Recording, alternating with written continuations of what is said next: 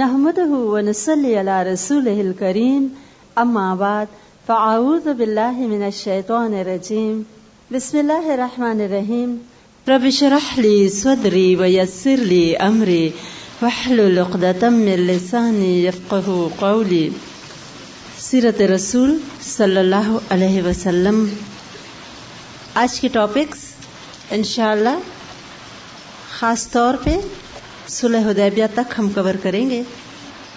جنگ خندق ختم ہوتے ہی صحابہ کرام تھکے ہارے ہوئے ایک ماہ کی مشقت، ٹینشن، پریشانی، بھوک، سردی اور مسلسل ایک مقابلوں کی کیفیت سے دو چار رہ چکے تھے. بہت تھکے ہوئے تھے. ایسے بھی مواقع آئے تھے جنگ خندق کے دوران کہ وہ لوگ مسلسل تیر اندازی کرتے تھے اور ادھر سے مسلمانوں کو مدافعت کرنی پڑتی تھی. اور ایسے میں ہی بخاری کی ایک روایت سے پتہ چلتا ہے کہ حضرت عمر رضی اللہ تعالی عنہ نے آ کے کہا تھا کہ اللہ کے رسول صلی اللہ علیہ وسلم آج کے اس مقابلے کی وجہ سے میں نے عصر بہت دیر سے پڑھی. تو آپ صلی اللہ علیہ وسلم نے فرمایا تھا کہ اللہ ان کو غارت کرے، یا کچھ اس طرح کر کے کہا تھا. مفہوم حدیث ہے کہ میری تو صلاۃ وسطی ہی فوت ہو گئی، یعنی عصر کی جو نماز ہے وہ ان کی وجہ سے میری قضا ہو گئی. اور پھر آپ صلی اللہ علیہ وسلم نے اس کو بہت دیر سے پڑھا. ایسے حالات کے بعد ابھی سب واپس آ رہے ہیں شکر کرتے ہوئے کہ دشمن لوٹ گئے. آپ صلی اللہ علیہ وسلم ابھی اپنے ہتھیار مبارک اتار رہے تھے کہ جبریل علیہ السلام تشریف لے آئے اور کہنے لگے اللہ کے رسول صلی اللہ علیہ وسلم آپ نے ہتھیار اتار دیے؟ حالانکہ ہم نے تو نہیں اتارے. بنو قریظہ کی طرف حکم ہوا ہے تشریف لے چلیں اور مقابلہ کریں، میں آپ کے آگے آگے جاتا ہوں. فوراً آپ صلی اللہ علیہ وسلم نے صحابہ کرام کو اطلاع دی اور یہ بھی کہلایا کہ عصر وہاں پہنچ کے پڑھو. بہت تیزی سے صحابہ کرام نکلنے شروع ہو گئے. سمعنا و اطعنا کی مکمل تصویر ہے. کچھ صحابہ کرام نے تو راستے میں نماز پڑھ لی اور کچھ نے وہاں پہنچ کے پڑھی. دونوں گروہوں نے اپنی دلیل یہ دی کہ آپ کی بات سے ہم اس طرح سمجھے تھے کہ مطلب یہ ہے کہ اگر کوئی پہنچ سکتا ہے عصر تک تو وہاں پڑھ لے، اور مراد یہ تھی کہ اگر راستے میں آئے تو پڑھ لو، لہٰذا ہم نے راستے میں پڑھ لی. آپ صلی اللہ علیہ وسلم نے دونوں کی بات پہ خاموشی اختیار کی، دونوں کے عمل کو خاموشی کے ساتھ درست قرار دیا. بنو قریظہ یہودیوں کا ایک مضبوط ترین قبیلہ تھا. انہوں نے جب مسلمانوں کو آتے دیکھا، اپنی بدعہدی کا ان کو پہلے سے علم تھا. انہوں نے فوراً اپنے قلعوں میں جا کے اپنے آپ کو محصور کر لیا اور یہ سوچ کر کہ اب وہ مسلمانوں سے محفوظ ہیں. مسلمان تمام مشکلات کے باوجود عزم، ولولے اور حوصلے میں بہت بلند تھے، اور یہ اس کی ایک بہت بڑی مثال ہے. بنو قریظہ کو معلوم تھا کہ اب وہ بچ نہیں سکتے. یہ دیکھ کے بنو قریظہ کے اپنے سردار نے اپنے لوگوں کے آگے 3 تجاویز رکھی. ایک تجویز یہ تھی کہ تم لوگ سب مسلمان ہو جاؤ، اور اس نے یہ بھی کہا تھا کہ تم لوگوں پہ یہ بات واضح ہو چکی ہے کہ وہ واقعی نبی اور رسول ہیں، اور یہ وہی ہیں جن کے بارے میں تم اپنی کتاب میں خبر پاتے ہو. اس سردار کے ان الفاظ سے واضح طور پہ قرآن پاک کی اس آیت کا علم ہوتا ہے کہ یہ اس طرح پہچانتے ہیں آپ صلی اللہ علیہ وسلم کو جیسے اپنے بیٹوں کو پہچانتے. کہہ رہا ہے کہ جن کے بارے میں تم اپنی کتاب میں پاتے ہو یہ وہی نبی اور رسول ہیں، اسلام قبول کر لو. یہ شخص نسبتاً کچھ معتدل مزاج لگتا ہے اپنی باتوں میں، لیکن افسوس کہ اپنے قبیلے کی ہٹ دھرمی کی وجہ سے اور دوسرے یہودیوں کے بہکانے کی وجہ سے بالآخر وہ اسی انجام کو پہنچا جس سے باقی بنو قریظہ دو چار ہوئے. اس نے دوسری تجویز دے دی کہ اگر اسلام قبول نہیں کرتے ہو تو پھر خود ہی اپنی بیویوں اور بچوں کو قتل کر دو اور خوب بے جگری سے لڑو. یعنی پھر یہ فکر نہیں ہوگی کہ عورتیں اور بچے پیچھے رہ گئے، اگر ہم مارے گئے تو جنگ میں پھر تھوڑی سی بزدلی آ جاتی ہے. تو بہتر ہے اپنے بیوی بچوں کو خود ہی مارو اور پھر خود مردوں کی طرح بڑھو اور لڑو، یا جیت جاؤ گے یا مر جاؤ گے. یہ تجویز بھی یہودیوں کو قبول نہیں تھی. دونوں تجاویز انہوں نے مسترد کر دیں. تو پھر اس نے کہا کہ ایسے کرو کہ ہفتے کا دن جو کہ سبت کا دن ہوتا ہے، جس کے بارے میں سب کو پتا ہے کہ یہودی کبھی نہیں اس دن لڑیں گے، مسلمانوں کو دھوکہ دو اور اس دن اچانک ان پہ حملہ کر دو جب پھر وہ بے خبر ہوں.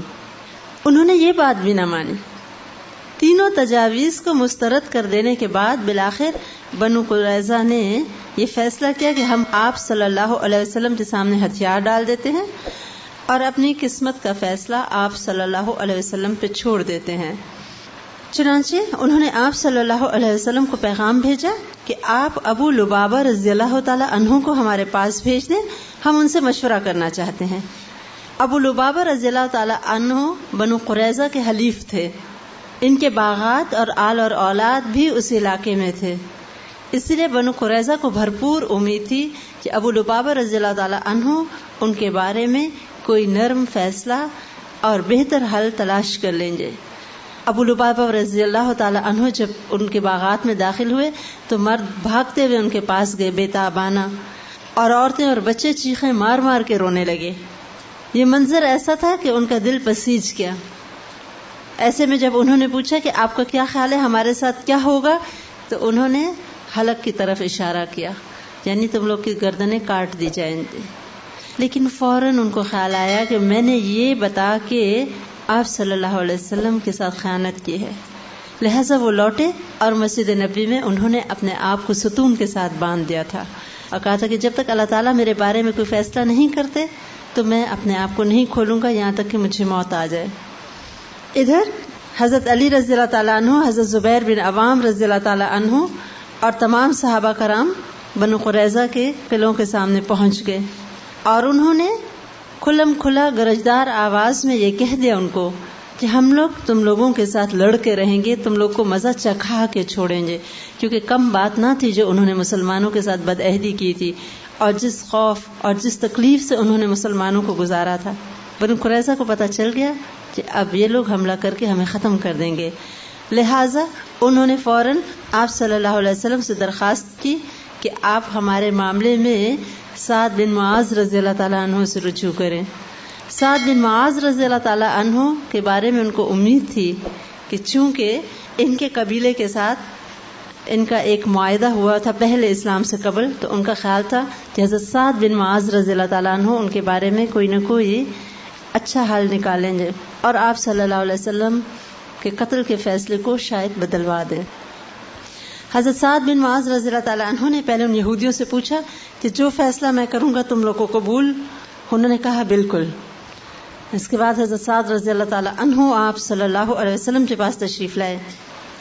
یہ وہ موقع ہے جب آپ صلی اللہ علیہ وسلم نے فرمایا تھا کہ تمہاری قوم کا سردار آ رہا ہے، اٹھو اور اس کا استقبال کرو۔ یہ مفہوم ہے حدیث کے۔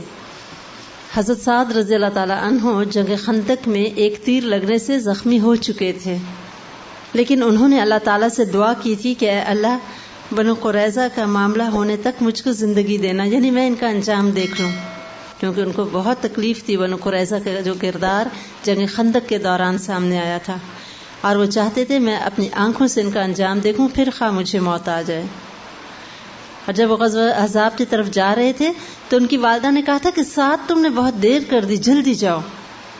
اور جب وہ لپک کے بڑھے تو حضرت عائشہ رضی اللہ تعالی عنہا نے ان کی والدہ کو کہا کہ حضرت سعد نے بہت چھوٹی زرہ پہنی ہوئی ہے، اور یہ واقعی درست بات تھی، اور ان کی چھوٹی زرہ کی وجہ سے ان کو تیر آ کے ایسی جگہ لگا تھا کہ بعد میں اسی زخم سے پھر وہ فوت بھی ہوئے تھے۔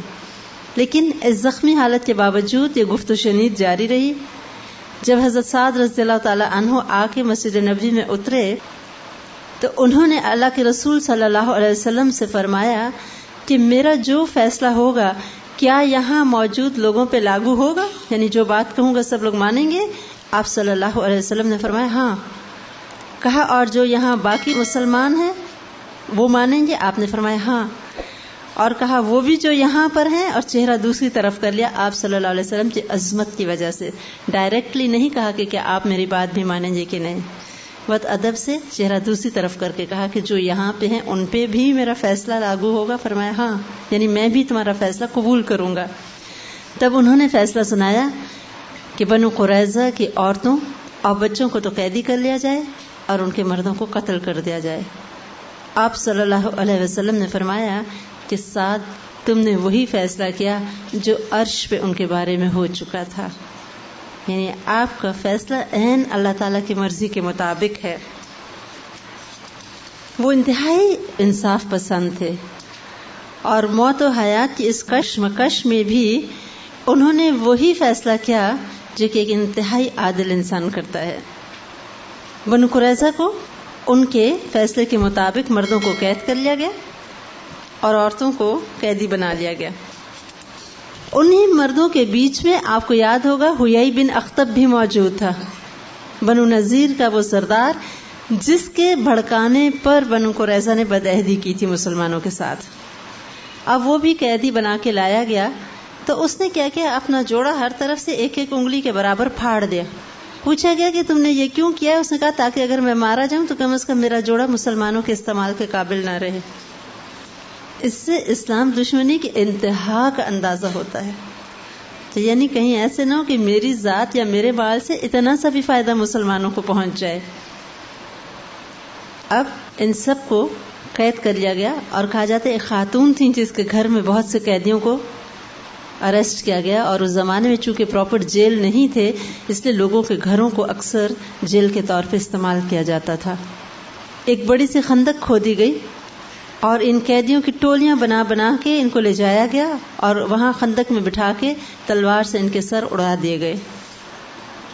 ایسے میں ایک یہودی نے کہا نہ جانے ہمارا کیا انجام ہوگا، تو دوسرے نے کہا تمہیں پتہ نہیں چل رہا کہ پکارنے والا پکار رہا ہے اور جانے والے پلٹ کے نہیں آ رہے، یعنی باری باری سب کی باری آ رہی ہے قتل کی، تمہیں پتہ نہیں چلا اب تک۔ جب حیی بن اخطب کو لایا گیا اور اس کا سر اڑانے سے پہلے اس کو بات کا موقع دیا گیا تو کہنے لگا کہ میں نے جو آپ کی عداوت کی ہے میں اس پر اپنے آپ کو ملامت نہیں کرتا، یعنی مجھے کوئی شرمندگی نہیں جو میں کر چکا، لیکن جو اللہ سے لڑتا ہے وہ مغلوب ہو جاتا ہے۔ اوپنلی مان رہا تھا کہ میں نے اللہ کے خلاف جنگ کی تھی آپ کو جھٹلا کے۔ کتنی بد نصیبی ہے، حق پتہ ہو اور پھر انسان اس کی عداوت میں جم جائے۔ اس کے بعد اس کو بٹھایا گیا اور پھر اس کو قتل کر دیا گیا، اور اس نے کہا تھا کہ یہ ایک بنی اسرائیل کا بہت بڑا قتل ہے جو اللہ نے بنی اسرائیل کی قسمت میں لکھ دیا ہے، یعنی بنی اسرائیل کی حرکتیں ہی ایسی ہیں کہ اللہ کی طرف سے ان پہ اسی طرح دنیا میں عذاب آتا ہے۔ ان میں ایک خاتون کو بھی قتل کیا گیا جو یہودیوں کی عورت تھی، کیونکہ اس نے ایک مسلمان کو مارا تھا چکی پھینک کے۔ کچھ یہودیوں کے لڑکے جن کو چھوڑ دیا گیا تھا، اور ان میں سے کچھ بچوں کو مسلمانوں نے اڈاپٹ کیا تھا اور بعد میں یہ بچے صحابی ہونے کا شرف پا سکے۔ اس سے یہی پتہ چلتا ہے کہ نفرت نہیں کرنی نان مسلموں سے۔ اور اگر آپ یہ پڑھیں کہ اسلام کیسے پھیلا تو چائنا میں اسلام پھیلنے کی ایک بہت بڑی وجہ جو مغربی مورخین بتاتے ہیں وہ یہی بتاتے ہیں کہ امیر مسلمان جو چائنا میں تھے بہت غریب چائنیز لوگوں کے بچوں کو اڈاپٹ کر لیتے تھے ماں باپ کو پیسے دے کے، اور پھر ان بچوں کو وہ مسلمان بناتے تھے، اور وہی مسلمان بڑے ہو کے بہت اچھے مسلمان ثابت ہوئے اور آہستہ آہستہ چائنا میں اسلام پھیل گیا۔ تو مسلمانوں نے بہت گہرائی سے جب آپ صلی اللہ علیہ وسلم کے طریقہ کار کو اسٹڈی کیا اور اس کو اپنایا تو ہم دیکھتے ہیں کہ اسلام بہت جلد اور بہت دور دور تک پھیل گیا۔ مختلف طریقہ کار جو آپ صلی اللہ علیہ وسلم نے اپنائے وہ سب اپنانے ہوں گے اگر ہم چاہتے ہیں کہ اسلام کا کلمہ بلند ہو۔ اور آپ دیکھ رہے ہیں کہ وہ طریقہ کار آج کل عیسائیوں نے اپنائے ہوئے ہیں۔ بوسنیا میں بہت سے مسلمان بچوں کو مغرب میں کرسچنز نے اڈاپٹ کر لیا ہے، تو آپ کیا سمجھتے ہیں کہ وہ ان کو مسلمان بچے بنائیں گے؟ ظاہری بات ہے وہ ان کو اپنے دین پہ رکھیں گے، تو ایک پوری نسل اپنا دین چینج کر لیتی ہے۔ یہ تو تھا بنو قریظہ کا انجام۔ اس کے بعد ان کا بہت سا مال و دولت بھی مسلمانوں کو ملا، اور 25 روز تک یہ محاصرہ قائم رہا تھا۔ بالآخر مسلمان کامیاب ہو گئے۔ حضرت سعد رضی اللہ تعالیٰ عنہ اس کے بعد جب اپنے خیمے میں گئے، ان کا خیمہ مسجد نبوی میں نصب کر دیا گیا تھا کیونکہ بہت زخمی تھے، تو پھر ان کا زخم پھوٹ پڑا اور خون اتنا بہنے لگا کہ ایک قبیلے کے خیمے تک پہنچا تو انہوں نے کہا یہ خون کہاں سے آ رہا ہے؟ جا کے دیکھا تو حضرت سعد رضی اللہ تعالیٰ عنہ کا خون بہہ پڑا تھا، اور بالآخر ان کی دعا پوری ہوئی کہ اے اللہ جب تک میں بنو قریظہ کا انجام نہ دیکھ لوں مجھے موت نہ آئے۔ بنو قریظہ انجام کو پہنچے، حضرت سعد رضی اللہ تعالیٰ عنہ بھی فوت ہو گئے۔ جب ان کا جنازہ اٹھایا گیا تو غیر معمولی طور پر مسلمانوں نے اس کو ہلکا پایا، تب مسلمانوں نے آپ صلی اللہ علیہ وسلم سے اس بات کا ذکر کیا تو آپ نے فرمایا ہاں، کیونکہ اس کا جنازہ ملائکہ اٹھائے ہوئے تھے، فرشتوں نے ان کے جنازے کو کندھا دیا. اتنے عظیم انسان اور اتنے عظیم صحابی تھے. اس کے بعد ایک اور یہودی کا قتل جو کہ مسلمانوں کے لیے بہت اہم تھا، وہ تھا سلام بن ابی الحقیق، جس کی کنیت ابو رافع تھی. یہ بھی یہودیوں کے بہت بڑے ان مجرمین میں سے تھا جو مسلمانوں کے خلاف مشرکین کو بڑھ چڑھ کے ورغلاتے تھے، اور مال اور رسد سے ان کی مدد بھی اس نے کی تھی. جب آپ صلی اللہ علیہ وسلم غزوہ بنو قریظہ سے فارغ ہوئے، ایسے میں مسلمانوں کا جی چاہا کہ ہم اس شخص کو بھی قتل کر دیں، تاکہ وہ تمام لوگ جنہوں نے بدعہدی کی ہے، جنہوں نے بہت بڑا کردار ادا کیا ہے اسلام کے خلاف، ان سب کو مکمل طور پہ ختم کر دیا جائے.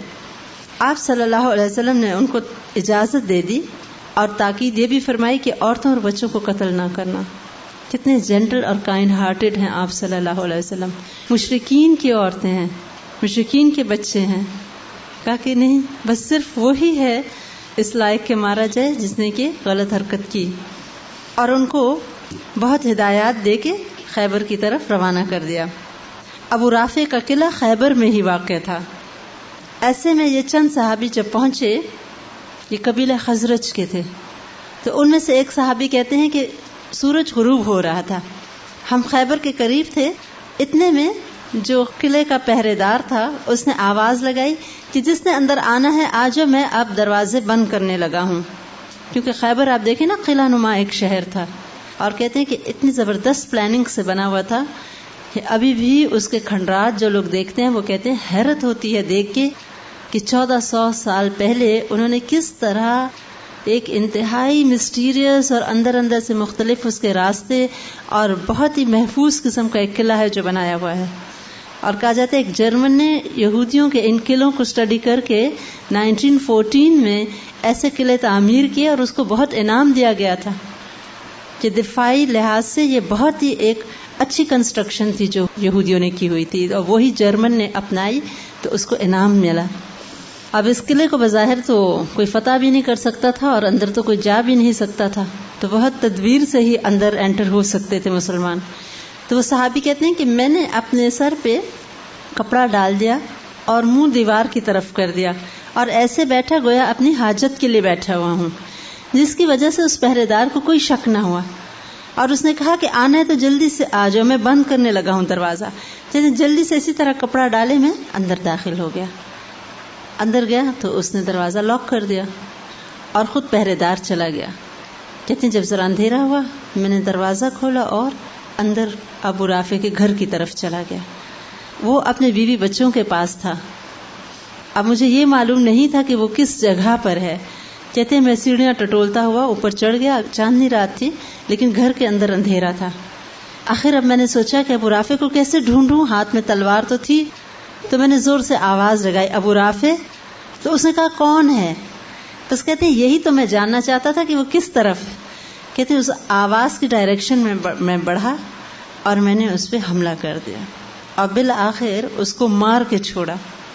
اور پھر تیزی سے اس کی سیڑھیوں کی طرف بڑھا. چاندنی رات تھی اور میں جب سیڑھیاں اتر رہا تھا تو آخری سیڑھی میں نے غلطی سے دیکھی نہ، جس کی وجہ سے میں نیچے جا گرا اور پنڈلی پہ میرے مونچھ جیسی آ گئی. اب باقی مسلمان بھی جو چھپے ہوئے تھے یہ سب مل کے اس قلعے میں ایک نہر تھی جو قلعے کی دیوار کے آر پار جایا کرتی تھی. یہ لوگ نہر کے اندر چھپ گئے اور ابو رافع کی چیخ اور شور کی وجہ سے سارے قلعے والے اکٹھے ہو گئے کہ کیا ہوا، لیکن کچھ نہ پتا چلا کیونکہ یہ لوگ تو چھپے ہوئے تھے. لیکن یہ کہتے ہیں ہم نے تہیہ کیا ہوا تھا کہ جب تک ہم اس کی موت کی خبر نہیں سن لیتے، ہمیں یقین نہیں ہو جاتا کہ مر گیا ہے، ہم نہیں جائیں گے. حتیٰ کہ جب صبح ہوئی تو وہاں اعلان ہو رہا تھا کہ ابو رافع تاجر قتل ہو گیا. تب ہم یہ خوشخبری آپ صلی اللہ علیہ وسلم کے پاس لے کے آئے. آپ صلی اللہ علیہ وسلم نے اپنا دست مبارک ان کے جب پاؤں پہ پھیرا تو کہتے ہیں مجھے لگا گویا مجھے کبھی کوئی تکلیف ہوئی نہیں تھی، بالکل ٹھیک ہو گئے. یہ سب واقعات اب 5 ہجری میں پیش آ رہے ہیں، ایک کے بعد ایک. مسلمانوں کو اللہ تعالیٰ ایک کے بعد ایک خوشی دے رہا تھا. جنگ خندق میں بغیر لڑے جب مسلمانوں نے پوری طرح سے اس محاصرے کا مقابلہ کیا تو وہ ایک بہت بڑا پازیٹیو ایلیمنٹ تھا جو مسلمانوں کے فیور میں گیا. ایک تو مسلمانوں کا اپنا مورائل ہائی ہو گیا اور دوسرا ارد گرد والوں کو پتہ چل گیا کہ یہ تو ایسے لوگ ہیں کہ بڑی بڑی قوت سے نہیں گھبراتے. پھر غزوہ بنو قریظہ میں مسلمانوں کی فتح اور سارے بنو قریظہ کا مارے جانا، اس سے بھی مسلمانوں کی دھاک بیٹھی. اب ابو رافع کا قتل اور اس کے بعد ایک اور خوشی مسلمانوں کو نصیب ہوئی. ہوا یوں کہ آپ صلی اللہ علیہ وسلم نے نجد کی طرف، جہاں بہت زیادہ وہ تنگ کر رہے تھے قبائل مسلمانوں کو، آپ صلی اللہ علیہ وسلم نے محمد بن مسلمہ رضی اللہ تعالی عنہ کی قیادت میں ایک سریہ بھیجا. وہ بڑھے اور انہوں نے چھاپے مارے تو دشمن سارے بھاگ نکلے. کچھ بکریاں تھیں جو وہ چھوڑ گئے، مسلمانوں نے ان کو ہانکا اور واپس لے آئے. واپسی میں انہوں نے ایک مشتبہ شخص کو دیکھا اور ان کا شک درست تھا. یہ شخص اپنے قبیلے کا سردار ثمامہ بن اسال تھا اور یہ بھیس بدل کے آپ صلی اللہ علیہ وسلم کو مسلمہ کذاب کے کہنے پر قتل کرنے کے لیے مدینہ منورہ آ رہا تھا. مسلمانوں نے اس کو گرفتار کیا، آپ صلی اللہ علیہ وسلم کی خدمت میں پیش کیا. آپ صلی اللہ علیہ وسلم نے اس کو مسجد نبوی میں باندھ دیا. سوچنے کی بات یہ ہے کہ مسجد نبوی میں کیوں باندھا، کیونکہ نارملی تو قیدیوں کو ادھر ادھر گھروں میں قید کیا جاتا تھا. جیسے ایک مرتبہ آپ صلی اللہ علیہ وسلم نے ایک مجرم کو حضرت عائشہ رضی اللہ تعالی عنہ کے حجرے میں بھی قید کیا تھا، جس نے کہ جب حضرت عائشہ رضی اللہ تعالی عنہ کو غفلت میں پایا تو بھاگ بھی نکلا تھا، پھر بعد میں پکڑا گیا. لیکن اس شخص کو آپ صلی اللہ علیہ وسلم نے مسجد میں اس لیے باندھا کہ یہ مسلمانوں کی عبادت کا طریقہ دیکھے، یہ قرآن سنے اور شاید کہ اس کے دل پہ اثر ہو جائے. اور جہاں قبائلی نظام ہوتا ہے وہاں ایک سردار اگر ایک بات پہ قائل ہو جاتا ہے تو پورا قبیلہ آٹومیٹیکلی اسی دین اور اسی بات پہ ہو جاتا ہے، اس کا سردار جس راستے پہ چل پڑے.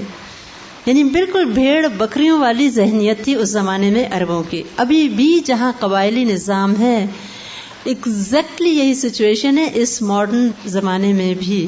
پاکستان میں بھی ابھی کہیں کہیں قبائلی نظام ہے، جیسے بلوچستان یا صوبہ سرحد کے کچھ علاقوں میں. تو وہاں ایگزیکٹلی ابھی یہی سائیکالوجی ہے کہ جو سردار کہتا ہے وہ حرف آخر ہے. جس کو سردار ووٹ دے دے پیچھے سارا قبیلہ آٹومیٹیکلی اس کو ووٹ دے گا. تو یہی حال تھا. اور یہ نجد کے علاقے یمامہ کا سردار تھا. اس لیے ایک سردار کے دل جیتنے کا مطلب تھا کہ پورا قبیلہ اسلام کے فیور میں ہو سکتا ہے. حالانکہ اس شخص کا بہت بڑا جرم ہے، آپ صلی اللہ علیہ وسلم کو قتل کرنے آ رہا ہے. ہم میں سے کوئی ہوتا تو چھوڑتا، جبکہ واضح بھی ہو جاتی یہ بات کہ یہ قتل کرنے آیا ہے. ڈاکٹر عبدالرؤف کہتے ہیں کہ آپ صلی اللہ علیہ وسلم پہ 70 کے قریب حملے کیے گئے یا حملوں کی پلاننگ کی گئی. تو کئی افراد ایسے تھے جو آپ کو قتل کرنے آئے تھے. غزوہ بدر کے بعد بھی ایک شخص آیا تھا مکہ سے، اس کا بیٹا قید میں تھا مسلمانوں کی، عمیر اس کا نام تھا. تو امیہ بن خلف نے اس کو کہا تھا حتیم میں بیٹھ کے کہ تم جاؤ اور بے شک ان کو قتل کرو، اور میں وعدہ کرتا ہوں تمہارا قرض اور تمہارے سارے اہل و عیال کا ذمہ میں اپنے ذمے لیتا ہوں. اس نے کہا اگر کر لو تو میں آپ صلی اللہ علیہ وسلم کو کبھی زندہ نہ چھوڑوں، اور میرے پاس بہانہ بھی ہے وہاں جانے کا، کیونکہ میرا بیٹا اس وقت مسلمانوں کی قید میں ہے، وہب بن عمیر. اور جب وہ تلوار لے آیا تھا تو حضرت عمر رضی اللہ تعالیٰ عنہ نے دیکھ کے کہا تھا کہ یہ تو لگتا ہے کسی خراب ارادے سے آیا ہے، اور بڑھ کے اس کو لپک کے پکڑا اور پوچھا کہ کہاں کا ارادہ ہے. اس نے کہا آپ صلی اللہ علیہ وسلم کو ملنے آیا ہوں. حضرت عمر رضی اللہ تعالیٰ عنہ نے صحابہ سے کہا تھا کہ اس کے ارادے ٹھیک نہیں ہے، تم لوگ جاؤ آپ صلی اللہ علیہ وسلم کی حفاظت کرو. اور اس حال میں اسے لائے تھے کہ گردن سے پکڑا ہوا تھا اور ساتھ اس کی تلوار کو بھی پکڑا ہوا تھا. تو آپ صلی اللہ علیہ وسلم نے کہا تھا عمر اس کو چھوڑ دو. تو پھر آپ نے اسے پوچھا کیسے آئے ہو؟ کہنے لگے میں اپنے قیدیوں کے معاملے میں بات کرنے آیا ہوں. تو آپ نے پوچھا تھا یہ تلوار پھر کیوں ہے؟ تو کہنے لگا تھا اس تلوار کا اللہ برا کرے، یہ آگے ہمارے کون سے کام آئی ہیں، یعنی ایسے ہی لے آیا ہوں، تلوار کی تو کوئی حقیقت نہیں آپ لوگوں کے آگے. تو آپ صلی اللہ علیہ وسلم نے فرمایا تھا کہ تم غلط بات کہہ رہے ہو، تم تو حتیم میں بیٹھے ہوئے تھے اور یہ بات تمہاری اس سے ہوئی تھی اور تم تو مجھے قتل کرنے آئے ہو. تب اس نے کہا تھا کہ میں واقعی مان گیا آپ کو غیب کے ذریعے خبر دی جاتی ہے، کیونکہ یہ سارا معاملہ صرف ہم دو تھے اور تیسرا خدا تھا، اور کوئی نہیں تھا جب ہماری یہ بات ہوئی تھی. اور پھر وہ ایمان لے آیا تھا اور پھر اس نے مکہ جا کے بہت تبلیغ کی تھی. ایگزیکٹلی یہی کیس حضرت ثمامہ بن اسال کا ہے. آئے تو تھے آپ صلی اللہ علیہ وسلم کو قتل کرنے. اب مسجد نبی میں ستون کے ساتھ باندھے گئے اور بہت اچھا کھانا پینا آپ صلی اللہ علیہ وسلم نے فرمایا تھا کہ ان کو دو، اور کہا جاتے 7 آدمیوں کے برابر کھایا پیا کرتے تھے، سردار بھی تھے. اور صحابہ کرام کو دیکھیے اور آپ صلی اللہ علیہ وسلم کو، جن کے اپنے گھروں میں پیٹ بھر کے کھانا نہیں ہے، اور یہ ایک قیدی ہیں اور آپ صلی اللہ علیہ وسلم کو قتل کرنے کی نیت سے آئے ہیں، لیکن پوری خاطر مدارت ہو رہی ہے. اور وہ دن رات مسلمانوں کی اجتماعیت، عبادات اور وہ سب دیکھ رہے ہیں، لیکن دل سے بالکل نہیں مان رہے. آپ صلی اللہ علیہ وسلم روزانہ جاتے تھے اور اسلام کی دعوت دیتے تھے اس کو، اور وہ کہتے تھے اگر آپ مجھے قتل کر دیں تو ایک بڑے معزز آدمی کا قتل ہوگا، اور اگر آپ فدیہ لے کے رہا کر دیں تو بہت سا مال و دولت دوں گا، اور اگر احسان کا معاملہ کریں تو آپ ایک بہت کریم شخص کے ساتھ ایسا معاملہ کریں گے. تو آپ صلی اللہ علیہ وسلم خاموش ہو جاتے تھے، مان کے نہیں دے رہا تھا وہ شخص کسی طرح بھی. پھر آپ صلی اللہ علیہ وسلم آتے اور فرماتے تھے کہ کیا ارادہ ہے، اسلام قبول کر لو. تو کہتا تھا اے محمد صلی اللہ علیہ وسلم، اگر آپ مجھے قتل کریں گے تو ایک خون والے کو قتل کریں گے، یعنی معزز آدمی کو کریں گے، اور اگر احسان کریں گے تو ایک قدردان پر احسان کریں گے، اور اگر مال چاہتے ہیں تو جتنا مال چاہتے ہیں آپ مانگ لیں، یعنی میں سردار ہوں، میرے لیے کوئی پرابلم نہیں مال دے کے آزاد ہونا. حال کیا ہے، معاشی حال آپ سب دیکھ چکے ہیں جنگ خندق میں. اور آپ صلی اللہ علیہ وسلم کی خودداری دیکھیے اور حکمت دیکھیے، کوئی مال نہیں قبول کرتے. حالانکہ بڑا آسان تھا، ایک سردار کو رہا کر کے مال لے لیتے اور بہت سے پرابلمز، اقتصادی مسائل، معاشی مسائل بہت سے حل ہو سکتے تھے، دفاع اور مضبوط ہو سکتا تھا. لیکن آپ کچھ نہیں لیتے، مسلسل دعوت دین دیتے رہتے ہیں، حتیٰ کہ آخرکار ایک دن اس کو آزاد کر دیتے ہیں کہ جاؤ، بغیر کچھ لیے. اور وہ تھوڑی دور جاتے ہیں، غسل کر کے واپس آتے ہیں اور بلند آواز سے کلمہ پڑھ کے اپنے اسلام کا اظہار کر دیتے ہیں. کس طرح آپ صلی اللہ علیہ وسلم نے دشمنوں کو دوست بنایا کہ وہ کہنے لگے کہ خدا کی قسم آج سے پہلے آپ سے زیادہ کوئی چہرہ مجھے ناپسند نہیں تھا، اور آج آپ کے چہرے سے زیادہ کوئی چہرہ مجھے پسند نہیں. آپ حکم دیجئے میں کیا کر سکتا ہوں آپ کے لیے. اسی دوران یہ 6 ہجری کا واقعہ ہے. اس دوران مکہ میں شدید قحط پڑ چکا تھا، لوگ بھوکے مر رہے تھے، فاقے تھے، ہر طرف گرد و غبار تھا، بارشیں نہیں تھیں، قحط سالی تھی. ایسے میں انہوں نے قسم کھائی کہ میں اہل مکہ کو ایک دانہ نہیں بھیجوں گا غلے سے، کیونکہ اس وقت صرف ان کے علاقے میں ہی قدرتی طور پہ غلہ تھا، باقی علاقوں میں خشک سالی تھی. اور یہ ایک بہت بڑی تھریٹ تھی اہل مکہ کو کہ ایسے قحط کے موسم میں جہاں سے غلہ آ رہا ہے وہاں سے وہ بھی روک دیا جائے. اور پھر انہوں نے آپ صلی اللہ علیہ وسلم کو درخواست کی کہ آپ تو بڑے دوسروں کو شفقت اور مہربانی کرنے کو کہتے ہیں، اور آپ خود بھی مہربان ہیں، اور آپ کے اپنے لوگ ہیں جو بھوکے مر رہے ہیں مکہ میں، تو آپ ان کو کہیے کہ ہمارا غلہ جاری کر دیں. تو آپ صلی اللہ علیہ وسلم کے کہنے پہ پھر انہوں نے غلہ دوبارہ بھیجنا شروع کر دیا. اور یہ بات مسلمانوں کے فیور میں بہت گئی کہ اب جو چاہے مسلمان کر سکتے تھے. ایک وقت وہ تھا کہ اہل قریش جو چاہتے مسلمانوں کے ساتھ کرتے. آج وہ وقت آ رہا ہے کہ مسلمانوں کے ہاتھ میں ہے. اب قریش منتیں کر رہے ہیں کہ آپ کہیے کہ لوگ ہمارا غلہ بھیج دیں. اور آپ صلی اللہ علیہ وسلم کی عظمت کہ آپ چاہتے ہیں کہ غلہ بھیج دو. نہ صرف یہ کہ اس کو کہا کہ غلہ بھیجو، بلکہ مکہ کے فقراء اور غرباء کے لیے 500 اشرفیاں خود بھی روانہ کرائیں مدینہ منورہ سے. اور وہ اشرفیاں جب پہنچی تو ابو سفیان غصے سے بھنا اٹھا اور کہنے لگا محمد صلی اللہ علیہ وسلم ہمارے نوجوانوں کو ورغلانا چاہتے ہیں. کیونکہ تالیف قلب کی تھی آپ نے، دل لوگوں کے خوش ہو گئے. ہماری تکلیف میں محمد صلی اللہ علیہ وسلم نے خود بھی مدد کی اور جہاں سے غلہ رکا ہوا تھا وہ بھی جاری کروا دیا. دل سے مشرکین مکہ سوائے چند سرداروں اور مخالفین کو چھوڑ کے اسلام کے لیے ان کے دل نرم ہو چکے تھے. اسی لیے ہم دیکھتے کہ فتح مکہ کے موقع پہ کوئی ایک شہری مقامی مسلمانوں کی مخالفت کے لیے نہ اٹھا. آپ صلی اللہ علیہ وسلم آپ گراؤنڈ پریپیئر کر رہے تھے، راستہ ہموار کر رہے تھے. اچانک نہیں پہنچے تھے مکہ فتح کرنے کے لیے. اس کی پلاننگ بہت پیچھے سے آ رہی ہے. جیسے شروع میں بھی بات ہوئی کہ آپ صلی اللہ علیہ وسلم کی بہت لانگ ٹرم پلاننگ ہوتی تھی. آپ کوئی بھی قدم اٹھاتے تھے تو اس کے پیچھے بہت حکمت، دانشمندی اور دور از فوائد ہوتے تھے. اور اس کے ساتھ ساتھ یہ بھی دیکھیے کہ ان مشرکین کی مدد کی جا رہی ہے جنہوں نے آپ کی جان لینے میں کوئی کسر نہ چھوڑی، آپ کو اذیت پہنچانے میں کوئی کسر نہ چھوڑی مکی دور میں. اور مدینہ منورہ میں بھی کہاں چین سے بیٹھنے دیا. مکمل غزوات اور کانسٹنٹ سرائے ہیں، مستقل غزوات ہیں. لیکن پھر وہ لوگ جب تکلیف میں ہوتے ہیں تو انسانی ہمدردی کے تحت ان کی مدد کی جا رہی ہے. دشمنوں کو ون اوور کرنا تھا. آپ کا کام کوئی بہت چھوٹا نہیں تھا. آپ صلی اللہ علیہ وسلم مسلمانوں کو اچھا مسلمان نہیں بنا رہے تھے، مشرکین کو مسلمان بنا کے بہترین انسان بنا رہے تھے. It's a very difficult job. کیا ہم مشرکین کے ساتھ کبھی ایسا حسن سلوک کر سکتے ہیں؟ اب وہ بھی ایسے مشرکین جو ہمیں تنگ کرنے میں کوئی کسر نہ اٹھا رکھیں. اور پھر ہم کہتے ہیں آج مسلمان کیوں کمزور ہیں؟ مسلمان اسی لیے کمزور ہیں کیونکہ انہوں نے آپ صلی اللہ علیہ وسلم کے طریقہ کار کو چھوڑ دیا ہے. صرف چند ریچولز تک تو ہم سنتوں کو اپناتے ہیں، لیکن آپ دیکھیں پریکٹیکلی ہم اس طرح ان سب باتوں کو امپلیمنٹ نہیں کرتے جو آپ صلی اللہ علیہ وسلم نے کی. ایک مشرک آیا تھا آپ صلی اللہ علیہ وسلم کو ملنے، مہمان رہا. آپ نے اس کی بہت خاطر کی، اس کو ایک پیالہ دودھ دیا، وہ پورا پی گیا. آپ نے دوسرا کہا لاؤ، دوسرا دیا گیا، وہ بھی پی گیا. فرمایا تیسرا دو، ایک کے بعد ایک 7 پیالے دودھ وہ پی گیا. اور اس کے بعد سویا، اور جب صبح جانے لگا تو اذیت دینے کے لیے بستر میں گندگی بھی کر کے بھاگ گیا. اور آپ صلی اللہ علیہ وسلم نے خاموشی سے وہ بستر بھی صاف کر کے اور کوئی تکلیف کا اظہار نہ کیا کہ اس کے ساتھ ہم نے کیا کیا اور یہ ہمارے ساتھ کیا کر گیا.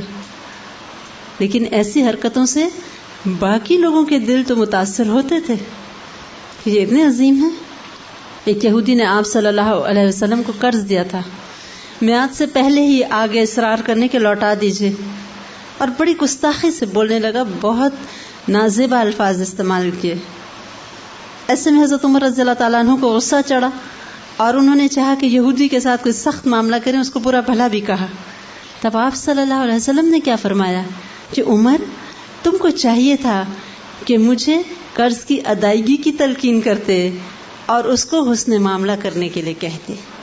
اب یہ لو اصل جو اس کا قرض ہے اس کے برابر سارا مال، اور اس کے علاوہ اتنے کلو کھجوریں اس کو زیادہ دو اس زیادتی کے عوض جو تم نے اس کے ساتھ کی ہے زبانی. کہ اگر اپنی طرف سے زیادتی ہوتی ہے تو کمپنسیشن بھیج رہے ہیں، اور اگر دوسروں کی طرف سے ہو رہی ہے تو پھر بھی حسن معاملہ کیا جا رہا ہے. عظیم اخلاق ہے. ایسے تو نہیں آپ صلی اللہ علیہ وسلم کا نام بلند آج دنیا میں. وَرَفَعْنَا لَكَ ذِكْرَكَ، اللہ تعالیٰ نے آپ کا ذکر اسی لیے تو بلند کیا کہ اس کے پیچھے آپ کا عظیم اخلاق ہے.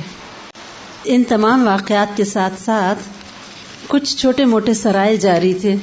ادھر ادھر کے قبائل کو اب سرنگوں کیا جا رہا ہے. اور ایسے میں ہی ایک سریہ بہت اہم اور انٹرسٹنگ مجھے لگتا ہے، جس میں صحابہ کرام کا ایک بہت بڑا کردار سامنے آتا ہے، اور ساتھ یہ کہ عظمت کردار کی وجہ سے اللہ کی جو تائید آتی ہے اس کی مثال ہمیں اس سریہ میں ملتی ہے. یہ سریہ خبط کہلاتا ہے، خیبے توئے. یہ صلح حدیبیہ سے پہلے کا واقعہ ہے، 6 ہجری کا. حضرت جابر رضی اللہ تعالی عنہ فرماتے ہیں کہ آپ صلی اللہ علیہ وسلم نے 300 سواروں کا ایک لشکر روانہ کیا اور اس کا امیر ابو عبیدہ بن جراح رضی اللہ تعالی عنہ کو مقرر کیا. ساتھ کچھ تھیلی کھجور اور پانی دے دیا. یہ ساری فوج کا کھانا پینا اور راشن تھا. ہمیں کہا گیا کہ بحیرہ احمر کے قریب قریب ہم جائیں اور قریش کے قافلوں کا اور مختلف لوگوں کی حرکات و سکنات کی خبر نکال کے لائیں. کہتے ہیں کچھ دن تو وہ کھجوریں ہم کھاتے رہے. آخرکار وہ کھجوریں بہت کم پڑ گئیں تو ابو عبیدہ رضی اللہ تعالی عنہ صرف 2 کھجوریں ایک انسان کو سارے دن کے راشن کے طور پہ دیتے. اور کہتے ہیں ہم دیر تک اس گٹلی کو منہ میں ادھر ادھر گھماتے رہتے اور چوستے رہتے تاکہ ہمیں ایک طرح سے سیٹسفیکشن ملے کہ ہم کچھ کھا رہے ہیں، کہ آخر وہ ہوا کہ وہ 2 کھجوریں بھی ختم ہو گئی.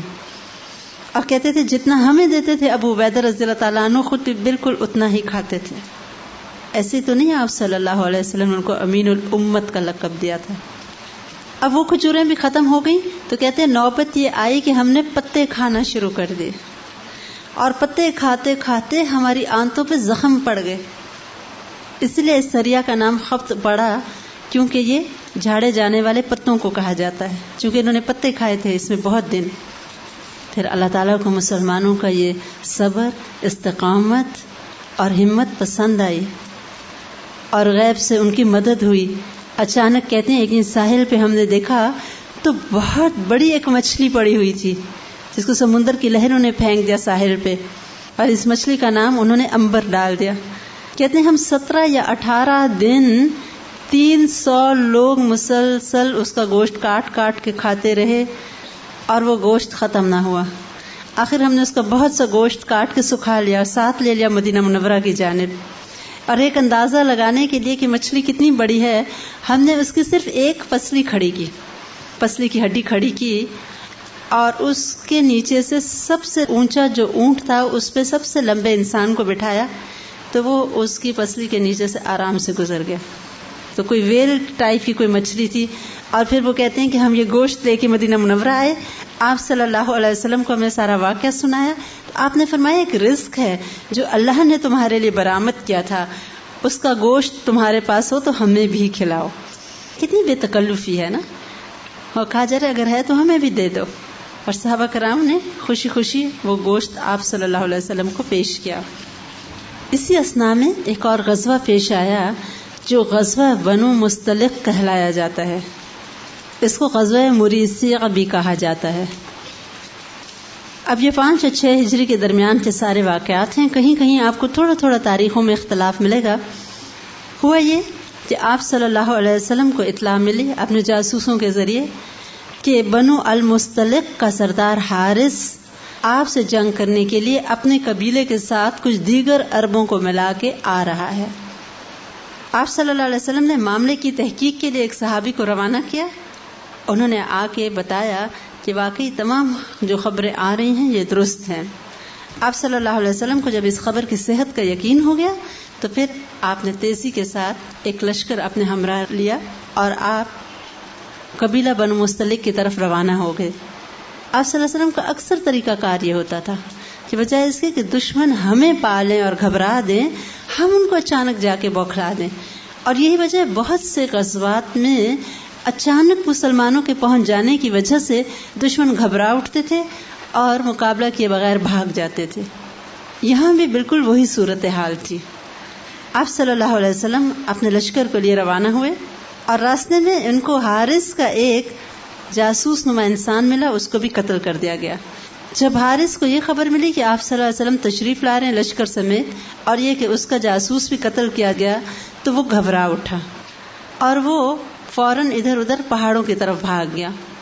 ایسے میں جب تک مسلمان وہاں پہنچے تو کوئی خاص مقابلے کی ضرورت نہ پڑی، اور جو چند لوگوں نے مدافعت کی بھی تو وہ کچھ تو مارے گئے مشرکین اور کچھ قید کر لیے گئے. ان کی عورتوں اور بچوں کو بھی قید کر لیا گیا اور بہت سا مال اور مویشی بھی ہاتھ آیا.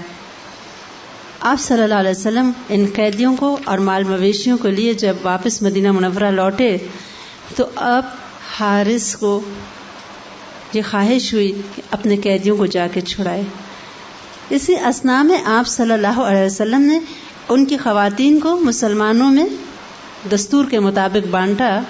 تو حارث کی ایک بیٹی تھی جویریہ، جس سردار کی بیٹی تھی.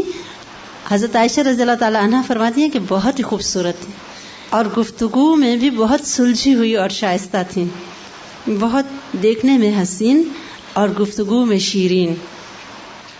کہتی ہیں انہوں نے یہ گوارا نہ کیا کہ وہ سردار کی بیٹی ہو کے ایک عام مسلمان کے پاس رہیں، لہذا انہوں نے اس صحابی کو کہا کہ مجھے موقع دو اور اگر تم کچھ رقم چاہتے ہو تو میں تمہیں دینے کو تیار ہوں، تو مجھے آزاد کر دو. انہوں نے کہا ٹھیک ہے تم مجھے اتنی اتنی دے دو رقم تو میں تمہیں آزاد کر دیتا ہوں. وہ آپ صلی اللہ علیہ وسلم کے پاس تشریف لائیں اور کہتے ہیں بہت مدلل گفتگو کی اور کہا کہ میں سردار کی بیٹی ہوں اور میں نہیں اس طرح رہ سکتی. میں نے اس کے ساتھ معاملہ طے کیا ہے کہ اتنا اتنا مال لے کے مجھے چھوڑ دو. انہوں نے مجھے کہا ٹھیک ہے لیکن اس وقت میں قید میں ہوں اور میرے پاس کچھ نہیں، اس لیے اگر مجھے موقع دیا جائے تو میں یہ رقم ادا کر دوں. تب آپ صلی اللہ علیہ وسلم نے ان کو پیشکش کی کہ آپ چاہیں تو میں یہ رقم دے کے آپ کو آزاد کروا سکتا ہوں اور چاہیں تو میرے ساتھ نکاح کر لیں. اور وہ فرماتی تھی کہ میں چند ہی دن پہلے خواب دیکھ چکی تھی کہ ایک چاند آیا ہے اور میری گود میں آ گرا ہے. تو ان کے لیے بھی یہ خوشی کی بات تھی کہ عرب کے سردار اور پیغمبر ان سے شادی کر لیں. لہذا یہ نکاح بھی اسی غزوہ کے بعد پیش آیا اور حضرت جویریہ رضی اللہ تعالی عنہا امہات المومنین میں سے ایک خاتون بنی اور ہماری ام المومنین ہیں. ادھر حارث نے چاہا کہ آ کے اپنے قیدیوں کو چھڑائے تو کچھ اونٹ اور دیگر سامان لے کے چلا. 2 اونٹ اس کے بہت ہی قیمتی اور اچھے تھے. مدینہ منورہ پہنچنے سے پہلے اس نے 2 اونٹوں کو ایک پہاڑ میں چھپا دیا کہ یہ نہیں دوں گا اور باقی دے کے اپنے قیدیوں کو چھڑا لاؤں گا. آپ صلی اللہ علیہ وسلم کے پاس آیا اور کہا کہ یہ میری پیشکش ہے، آپ ہمارے قیدیوں کو آزاد کر دیں. آپ نے فرمایا وہ تو ٹھیک ہے لیکن وہ جو 2 اونٹ تم پہاڑ میں چھپا آئے ہو پہاڑ کے پیچھے، ان کا کیا معاملہ ہے؟ اس پہ وہ مان گیا، کہنے لگا واقعی آپ اللہ کے رسول ہیں. یہ ایسی بات تھی کہ سوائے اس کے اور کسی کو نہیں پتا تھا، تو ظاہری بات ہے اللہ نے ہی خبر دی. ادھر مسلمانوں نے کہا کہ یہ جو تمام قیدی ہیں، جو کئی 100 قیدی تھے بنو مستلق کے، کہا کہ یہ اب آپ صلی اللہ علیہ وسلم کے سسرال والے ہیں، لہذا ان سب قیدیوں کو آزاد کر دیا گیا تھا. حضرت عائشہ رضی اللہ تعالی عنہا فرماتی تھی کہ میں نے حضرت جویریہ رضی اللہ تعالی عنہا سے زیادہ کسی خاتون کو اپنے قبیلے کے حق میں خوش بخت نہ پایا، یعنی ان کی وجہ سے سارے قبیلے والے آزاد ہو گئے. اس طرح ایک بہت بڑا قبیلہ آپ صلی اللہ علیہ وسلم کے اس رشتے کی وجہ سے آپ کے فیور میں ہو گیا. تو آپ صلی اللہ علیہ وسلم کی شادیوں کی بہت سی حکمتیں ہیں. ان میں سے ایک ہی پولیٹیکل گین بھی بہت زیادہ ہوا تھا، مختلف قبائل کے ساتھ رشتہ ازدواج قائم کر کے. یہی غزوہ ہے جس کے دوران 3 انتہائی اہم واقعات پیش آئے تھے. اسی غزوہ میں حضرت عائشہ رضی اللہ تعالی عنہا آپ صلی اللہ علیہ وسلم کے ہمراہ تھیں. جیسے آپ صلی اللہ علیہ وسلم کا دستور ہوتا تھا کہ ازواج مطہرات کے درمیان قرعہ نکالا کرتے تھے کہ کون ساتھ جائے گا، اور حضرت عائشہ رضی اللہ تعالی عنہا کے نام قرعہ نکلا تھا، اور وہ بھی بہت زیب و زینت کا اہتمام کرتی تھیں آپ صلی اللہ علیہ وسلم کے لیے. تو انہوں نے اپنی بہن حضرت اسماء رضی اللہ تعالی عنہا سے ان کا ہار ادھار مانگ لیا تھا. اور اسی سفر کے دوران جاتے ہوئے وہ ہار کھو گیا تھا. وہ فرماتی ہے میں نے ٹٹولا اچانک تو ہار موجود نہیں تھا. رات ختم ہونے والی تھی. میں نے آپ صلی اللہ علیہ وسلم کو بتایا تو آپ نے تمام قافلے کو رکنے کا حکم دیا. سب لوگ اتر گئے. آپ صلی اللہ علیہ وسلم اترے اور میرے زانوں پہ سر رکھ کے سو گئے. فجر کا وقت قریب تھا. صحابہ کرام دور دور تک پھیل گئے کہ اب وضو کے لیے پانی چاہیے ہوگا، تلاش کر لیں. تو کہیں پانی دور دور تک نہ ملا. سارے قافلے والے پریشان تھے. ایسے میں میرے والد ابو بکر رضی اللہ تعالیٰ عنہ آتے اور گھور کے مجھے دیکھتے، لیکن کچھ کہہ نہیں سکتے تھے کیونکہ آپ صلی اللہ علیہ وسلم میری گود میں سر رکھ کے سو رہے تھے. پھر کہتی ہیں وہ آتے اور انتہائی غصے سے مجھے گھورتے، اور آخر کار ان کا غصہ اتنا بڑھا کہ انگلی آ کے میری پسلی میں چبھونے لگے. اور مجھے تکلیف بھی ہوتی تھی لیکن میں ہلتی نہیں تھی کہ کہیں آپ صلی اللہ علیہ وسلم کی نیند نہ کھل جائے. اور آخر کار آپ صلی اللہ علیہ وسلم کی آنکھ کھلی. آپ مسکرا رہے تھے کیونکہ آیات تیمم نازل ہوئی مسلمانوں پہ، اور مسلمانوں کو اللہ نے یہ ایک مزید اپنے رحم و کرم سے نوازا کہ اگر پانی نہیں ہے یا کوئی اور ایسے جو دیگر مسائل ہیں جن میں تیمم کی اجازت ہے تو پھر پاک مٹی سے ہی تیمم کر لو. اسید بن حضیر رضی اللہ تعالیٰ عنہ نے کہا خوشی سے کہ اے آل ابو بکر، یہ کوئی تمہاری پہلی برکت تو نہیں؟ یعنی آل ابو بکر کی وجہ سے ہم پہ بہت سی برکتیں نازل ہوئیں، اور ان میں سے ایک برکت تیمم کی رخصت بھی ہے. یہی ہار دوبارہ کھویا واپسی پہ. اور وہ مشہور واقعہ افک ہے جو آپ سورہ نور میں پڑھ چکے ہوں گے یا غالباً پڑھیں گے. وہ کہتی ہیں کہ پھر میں حاجت کے لیے گئی، رات کا ہی وقت تھا، تو جب پلٹی ٹٹولا تو دیکھا ہار نہیں تھا. اب پہلی مرتبہ جب ہار کھویا تھا تو فرماتی تھی جب قافلہ روانگی کے لیے تیار ہوا اور میری اونٹنی اٹھی تو اونٹ کے نیچے ہی میرا ہار دبا ہوا تھا. تو وہ تو پہلے تو مل گیا، لیکن دوسری مرتبہ وہ ہار کھو گیا جب وہ حاجت کے لیے گئی. وہ تیزی سے پلٹی کہ میں ابھی آ جاؤں گی اپنا ہار ڈھونڈ کے، لیکن جب تک پلٹی تھی تو قافلہ جا چکا تھا. اور بہت دیر بعد پیچھے سے ایک صحابی گزرے، انہوں نے ان کو دیکھا تو تیزی سے اپنے اونٹ پہ بٹھایا. صبح ہو چکی تھی. جب تک وہ قافلے والوں سے ملے تو منافقین نے اس معاملے کو ایک پورا ایشو بنا دیا تھا اور وہ فضول الزامات لگائے تھے کہ واقع افک پیش آیا اور کئی دن تک مدینہ منورہ میں ایک عجیب پریشانی کا عالم تھا.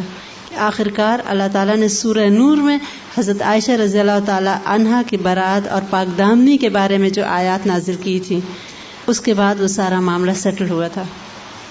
اور اسی غزوے کی واپسی پہ ایک اور اہم واقعہ پیش آیا تھا جس میں منافقین نے کھل کے اپنا رول ادا کیا اور اپنی منافقت کا کھلم کھلا اظہار کیا. حضرت عمر رضی اللہ تعالیٰ عنہ کا ایک غلام پانی بھرنے گیا. اتنے میں انصار کی طرف سے بھی ایک شخص پانی بھرنے آیا. پانی بھرنے پر دونوں کی آپس میں لڑائی ہو گئی. حضرت عمر کے غلام نے اس شخص کو کچھ دھکا وغیرہ دیا، اس نے اس کو دیا، اور دونوں میں جب بہت ایک ہاتھا پائی کی نوبت آئی تو وہ پکار اٹھا کہ اے گروہ انصار مدد کو آؤ، یعنی سارے آؤ اور میری مدد کرو کہ ہم اس کو ٹھیک کر لیں.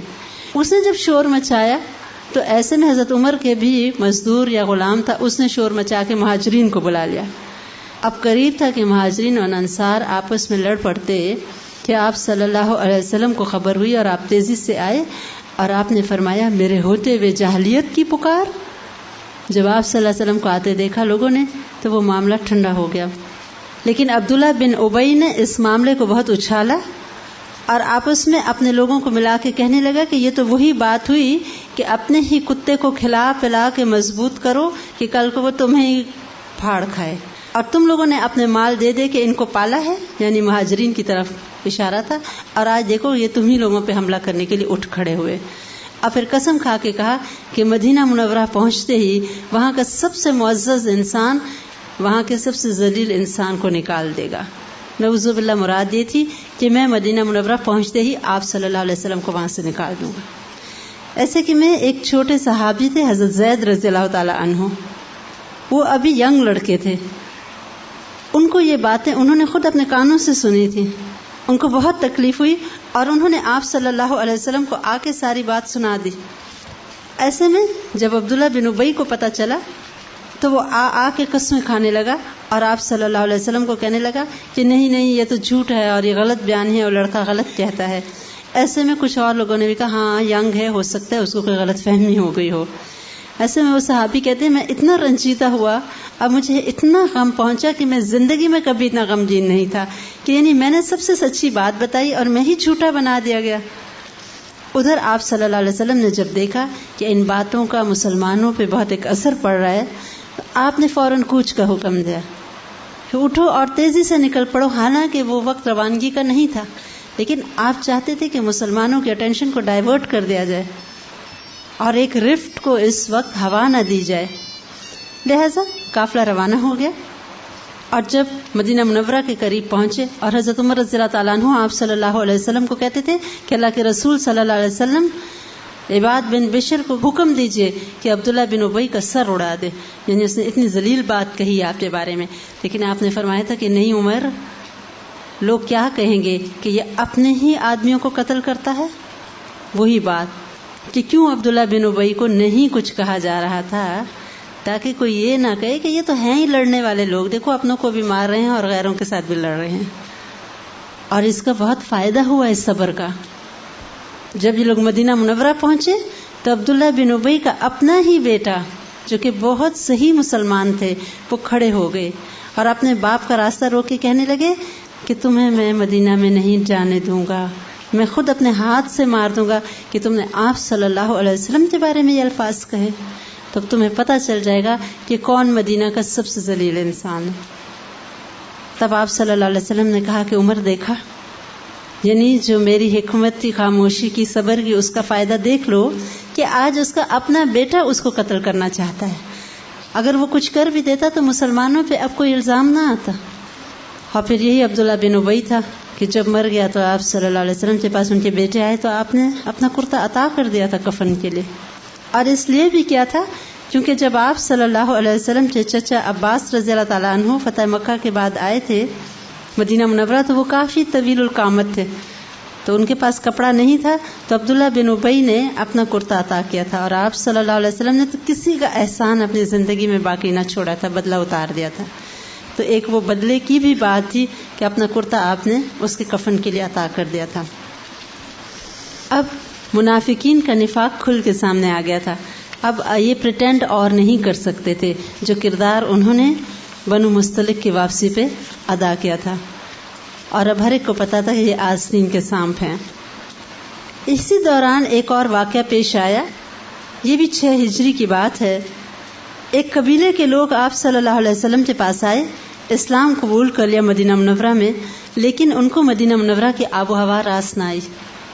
انہوں نے آپ صلی اللہ علیہ وسلم سے آ کے اس بات کی شکایت کی تو آپ نے اپنے ایک چرواہے کے ہمراہ ان کو مدینہ منورہ کی چراگاہوں میں بھیج دیا کہ آپ لوگ وہاں جائیں، اونٹ کا دودھ اور اونٹ کا پیشاب پئیں، آپ ٹھیک ہو جائیں گے.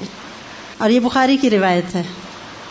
ان لوگوں نے کچھ دن باہر رہ کے خوب کھایا پیا، جب تندرست ہو گئے تو ان کی نیت خراب ہو گئی. انہوں نے اس چرواہے کو قتل کر دیا اور سرکاری اونٹ لے کے وہاں سے بھاگ نکلے. آپ صلی اللہ علیہ وسلم کو جب یہ خبر ملی تو آپ صلی اللہ علیہ وسلم نے ان کے حق میں بدعا کی کہ اے اللہ ان پر راستہ تنگ کر دے.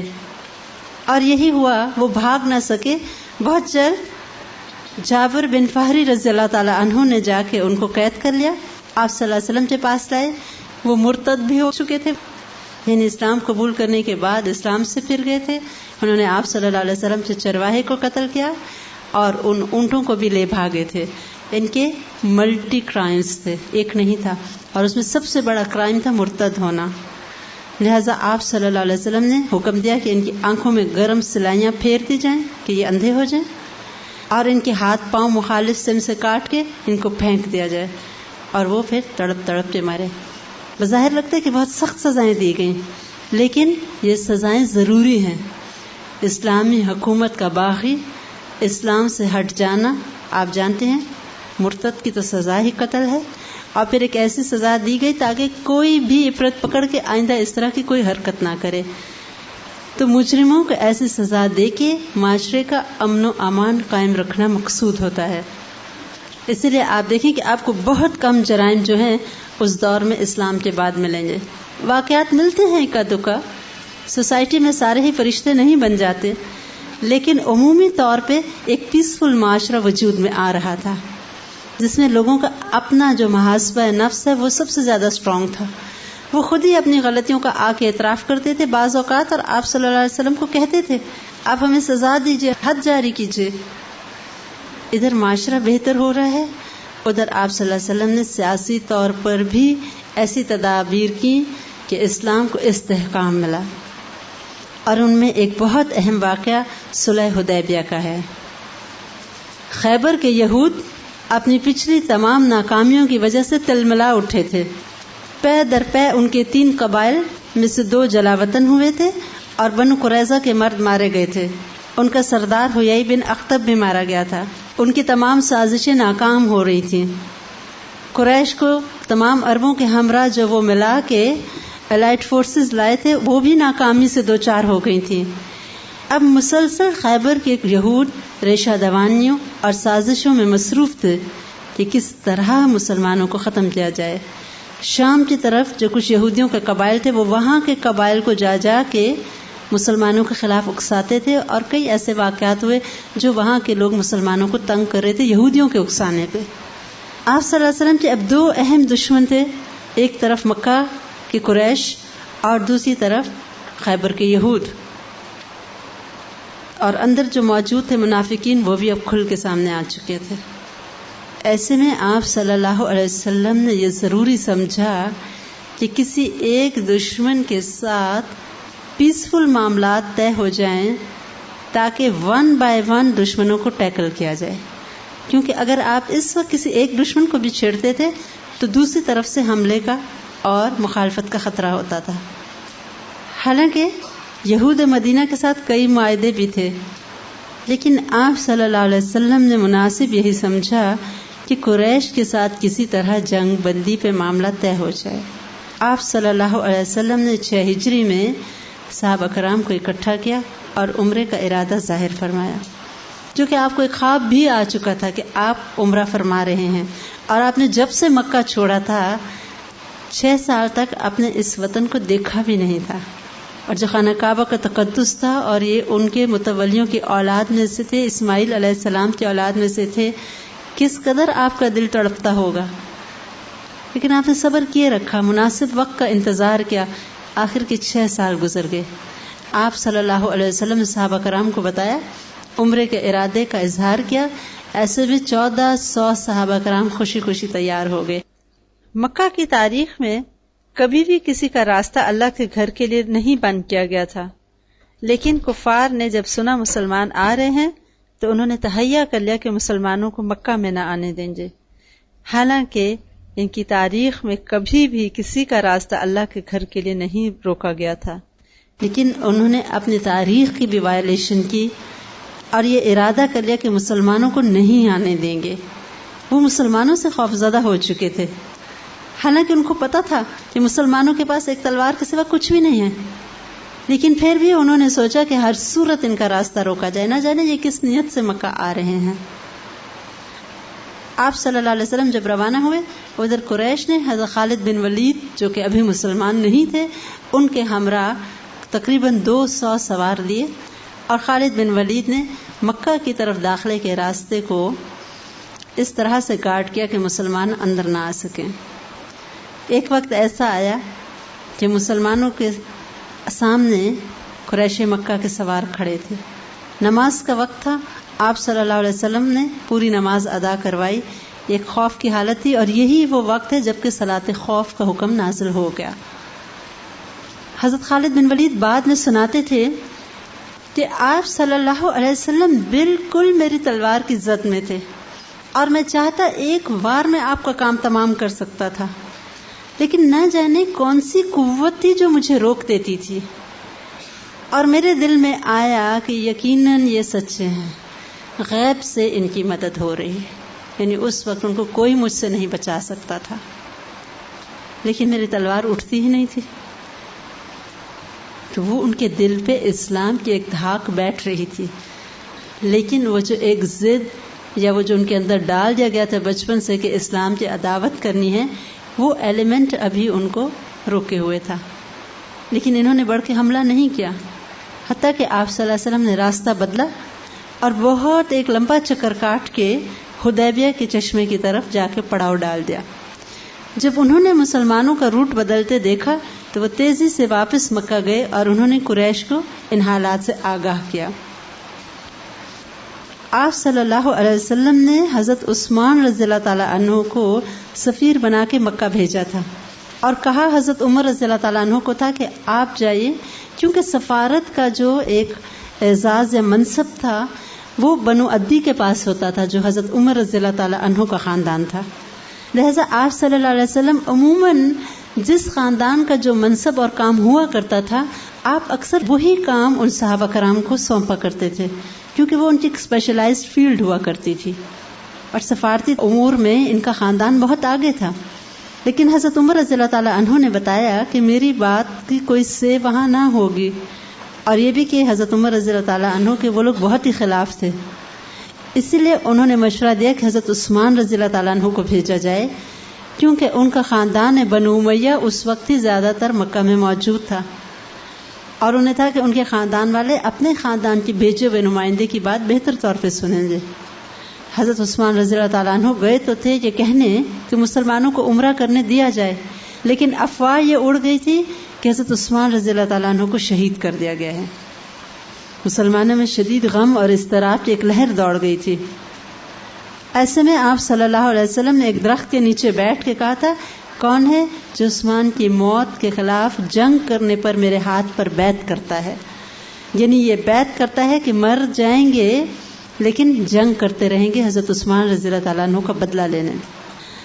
آپ صلی اللہ علیہ وسلم درخت کے نیچے بیٹھے اور ایک صحابی نے جن کا نام حضرت معقل بن یسار رضی اللہ تعالیٰ عنہ تھا، اس درخت کی کچھ ٹہنیاں آپ کے اوپر سے ہٹائی ہوئی تھی تاکہ آپ کو وہ ٹہنیاں بودر نہ کریں.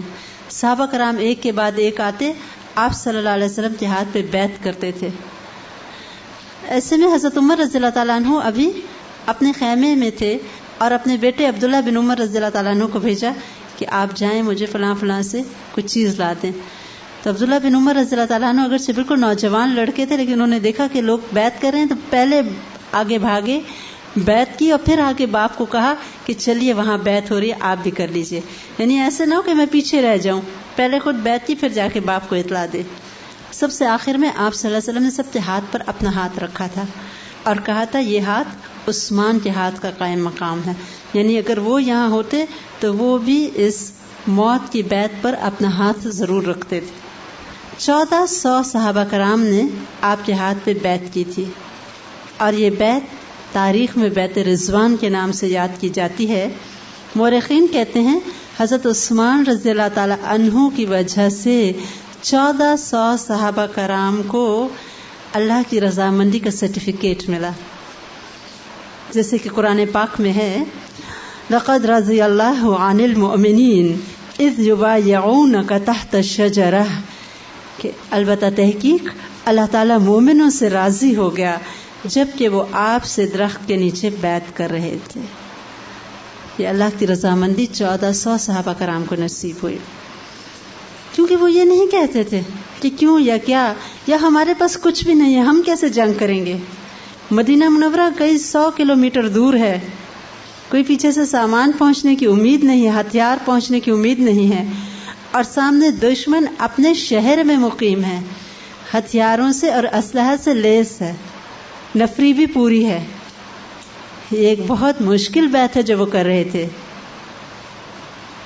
لیکن وہ کہتے ہیں، انگلش کی پروورب ہے it's not to question why it's but to do and die. یہی وہ کرتے تھے، پوچھتے نہیں تھے کیوں یا کیا، بس ایک ہی بات تھی it's but to do and die. مر جائیں گے کیونکہ آپ کا حکم ہے، لیکن کرنا وہ ہے جو آپ کہہ رہے ہیں. قریش نے آپ صلی اللہ علیہ وسلم کے پاس مختلف لوگوں کو بھیجا گفت و شنید کے لیے. آپ صلی اللہ علیہ وسلم نے ان کے تمام قاصدوں کو یہی کہا کہ ہمارا کسی جنگ کا ارادہ نہیں ہے، ہم صرف اللہ کے گھر کا طواف کرنے آئے ہیں، عمرہ کرنے آئے ہیں اور عمرہ کر کے چلے جائیں گے، اور ہم چاہتے ہیں کہ قریش کا اور ہمارا صلح کا کوئی معاہدہ ہو جائے. آپ کی باتیں اچھی تھیں، اسی لیے جو بھی ان کا قاصد آتا تھا وہ واپس جا کے یہی کہتا تھا کہ محمد صلی اللہ علیہ وسلم کی باتیں مناسب ہیں اور مان لینی چاہیے. لیکن قریش کی ضد اور ہٹ دھرمی کسی صورت مان کے نہیں دیتے تھے. انہیں میں عروہ بن مسعود آئے ایک مرتبہ قریش کی طرف سے، اور انہوں نے آپ صلی اللہ علیہ وسلم کے ساتھ گفت و شنید کی. تو بات کے دوران بار بار وہ آپ کی داڑھی پہ ہاتھ رکھ لیتے. ایسے میں مغیرہ بن شعبہ رضی اللہ تعالیٰ عنہ آپ صلی اللہ علیہ وسلم کے قریب کھڑے تھے. جو وہ داڑھی پہ ہاتھ رکھتے کہتے تھے ہاتھ ہٹاؤ، اور فوراً اپنی تلوار پہ مارتے تھے کہ ہاتھ ہٹاؤ ورنہ ابھی میں تمہارا کام تمام کر دیتا ہوں. حالانکہ وہ ان کے رشتے میں چچا لگتے تھے. اور انہوں نے آنکھ اٹھا کے دیکھا، کہنے کہ یہ تم ہو، یعنی تم اور میرے خلاف اس طرح بول رہے ہو. لیکن ان لوگوں کو کسی رشتے کی پرواہ نہیں ہوتی تھی، صرف آپ صلی اللہ علیہ وسلم سے سچی محبت.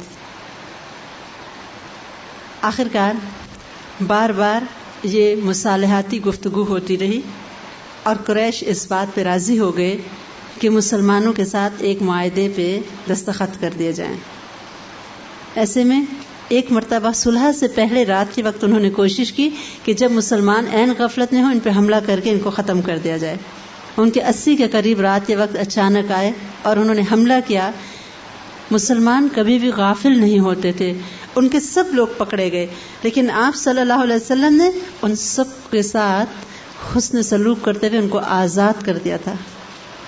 اور یہ ایک مزید قدم آپ نے آگے بڑھایا قریش کے دل کو نرم کرنے کے لیے، کیونکہ آپ جو سلوک چاہتے ان کے ساتھ کر سکتے تھے. لیکن اس وقت آپ صلی اللہ علیہ وسلم کسی جنگ چھیڑنے کے ارادے سے نہیں آئے ہوئے تھے. آپ کی پوری کوشش تھی کہ ایک مفاہمت ہو، مصالحت ہو، تاکہ کچھ عرصہ قریش کی طرف سے جنگ بندی رہے اور مسلمان باقی دشمنوں کے ساتھ معاملات کر سکیں ٹھیک اپنے. قریش کے لوگ فائنلی ایک معاہدے پہ پہنچے. آپ صلی اللہ علیہ وسلم کے معاہدے کی شرائط سہیل لے کے آئے. آپ صلی اللہ علیہ وسلم نے جب سہیل کو آتے دیکھا تو کہا اب اللہ نے تم پہ معاملہ آسان کر دیا ہے. یعنی اس کا نام ہی ایسا ہے جس میں سہل کا مطلب ہے، اور اب معاملہ آسان ہو جائے گا. اور وہی ہوا. وہ معاہدے کی تمام شرائط لے کے آئے اور کہا کہ اگر آپ اس پہ راضی ہیں تو ہم لوگ بھی دستخط کرنے کو تیار ہیں. شرائط بظاہر تو بالکل مسلمانوں کے خلاف تھیں، سب کے سب، لیکن آپ صلی اللہ علیہ وسلم نے کہا ہمیں قبول ہیں. اور وہ شرائط کیا تھی کہ اس سال مسلمان عمرہ کیے بغیر واپس چلے جائیں. حالانکہ مسلمان حالت احرام میں تھے، ان کے ساتھ ہدی کے جانور تھے، اور مینٹلی وہ پوری طرح ایک عمرے کے لیے تیار تھے. اور اس صورت میں جبکہ مکہ کچھ ہی دور ہو اور کہا جا رہا ہے واپس چلے جائیں. عجیب ایک نفسیاتی شوق تھا جو مسلمانوں کو اس وقت فیس کرنا پڑا. اور آپ صلی اللہ علیہ وسلم کو دیکھیے کہ انہوں نے کہا کہ ٹھیک ہے. اور پھر شرط یہ بھی تھی کہ آپ لوگ اگلے سال عمرہ کرنے آئیں گے اور صرف 3 دن کے لیے آئیں گے، ایک تلوار کے سوا اور کچھ نہیں لائیں گے. اور یہ کہ جو لوگ بھی قریش کے ساتھ ہونا چاہیں ہو سکتے ہیں، اور جو لوگ مسلمانوں کے ساتھ ہونا چاہیں یعنی حلیف بننا چاہیں ہو سکتے ہیں. اور یہ کہ کسی بھی ایک کے حلیف پہ حملہ ایسے تصور کیا جائے گا جیسے کہ اس جماعت پہ خود حملہ کیا گیا ہو. یعنی کہ اگر قریش کے حلیف پہ مسلمان حملہ کریں گے تو ایسے گویا قریش پہ حملہ کیا، اینڈ وائس ورسا. یہ شرط بھی آپ نے منظور کر لی. اس کے بعد سب سے مشکل شرط یہ تھی کہ اگر مکہ میں سے کوئی شخص بھاگ کے مدینہ منورہ جانا چاہے گا تو اس کو پناہ نہیں دی جائے گی، لیکن اگر مدینہ منورہ سے کوئی آئے مکہ تو ان کو مکہ آنے دیا جائے گا. کتنی زیادتی والی شرط ہے. آپ صلی اللہ علیہ وسلم نے وہ بھی قبول کری. تمام شرائط جو بظاہر اسلام اور مسلمانوں کے خلاف تھی، آپ نے ان کو بہت دور سے دیکھا تو وہ اسلام کے حق میں تھی. اب یہ صلح نامہ لکھا جا رہا تھا. حضرت علی رضی اللہ تعالی عنہ لکھنے لگے. آپ نے فرمایا لکھو بسم اللہ الرحمن الرحیم، محمد رسول اللہ صلی اللہ علیہ وسلم کی طرف سے. وہ وہیں پہ اٹک گئے قریش. کہنے لگے بسم اللہ الرحمن الرحیم تو نہیں لکھنا، بسمک اللہم لکھو، جیسے کہ ان کا اپنا رواج تھا. اور یہ کہ ہم آپ کو رسول ہی تو تسلیم نہیں کرتے، لہٰذا آپ رسول اللہ کی بجائے محمد بن عبداللہ لکھوائیے. آپ صلی اللہ علیہ وسلم نے کہا کہ علی مٹا دو رسول کا لفظ. انہوں نے کہا کہ میں نہیں مٹا سکتا. کس دل سے مٹائیں؟ تب آپ صلی اللہ علیہ وسلم نے کہا مجھے بتاؤ کہاں لکھا ہوا ہے، اور پھر آپ نے اس کو خود وہاں سے مٹا دیا تھا، کیونکہ خود تو آپ امی تھے نا، لکھنا پڑھنا تو نہیں جانتے تھے. اور آپ کو اپنے امی ہونے پہ فخر تھا، کیونکہ آپ ایک ایسے امی رسول تھے جنہوں نے ساری دنیا کو علم سے روشناس کرایا، اور بڑے بڑے عالم آپ کے آگے آ کے علم حاصل کرنے میں فخر محسوس کرتے تھے. آپ کو تو براہ راست عرشوں سے جبریل علیہ السلام کے ذریعے علم دیا جا رہا تھا، اس لیے آپ کو دنیاوی لکھنے پڑھنے کی ضرورت ہی نہ پیش آئی. اور یہی ایک بہت بڑا ثبوت ہے آپ کے نبی ہونے کا، کہ کوئی دنیا کا امی انسان نہ اس طرح کے کلام پیش کر سکتا ہے جس میں سراسر حکمت ہو، اور ایسی باتیں ہوں جس میں صرف اللہ کی ذات جھلکتی نظر آتی ہے.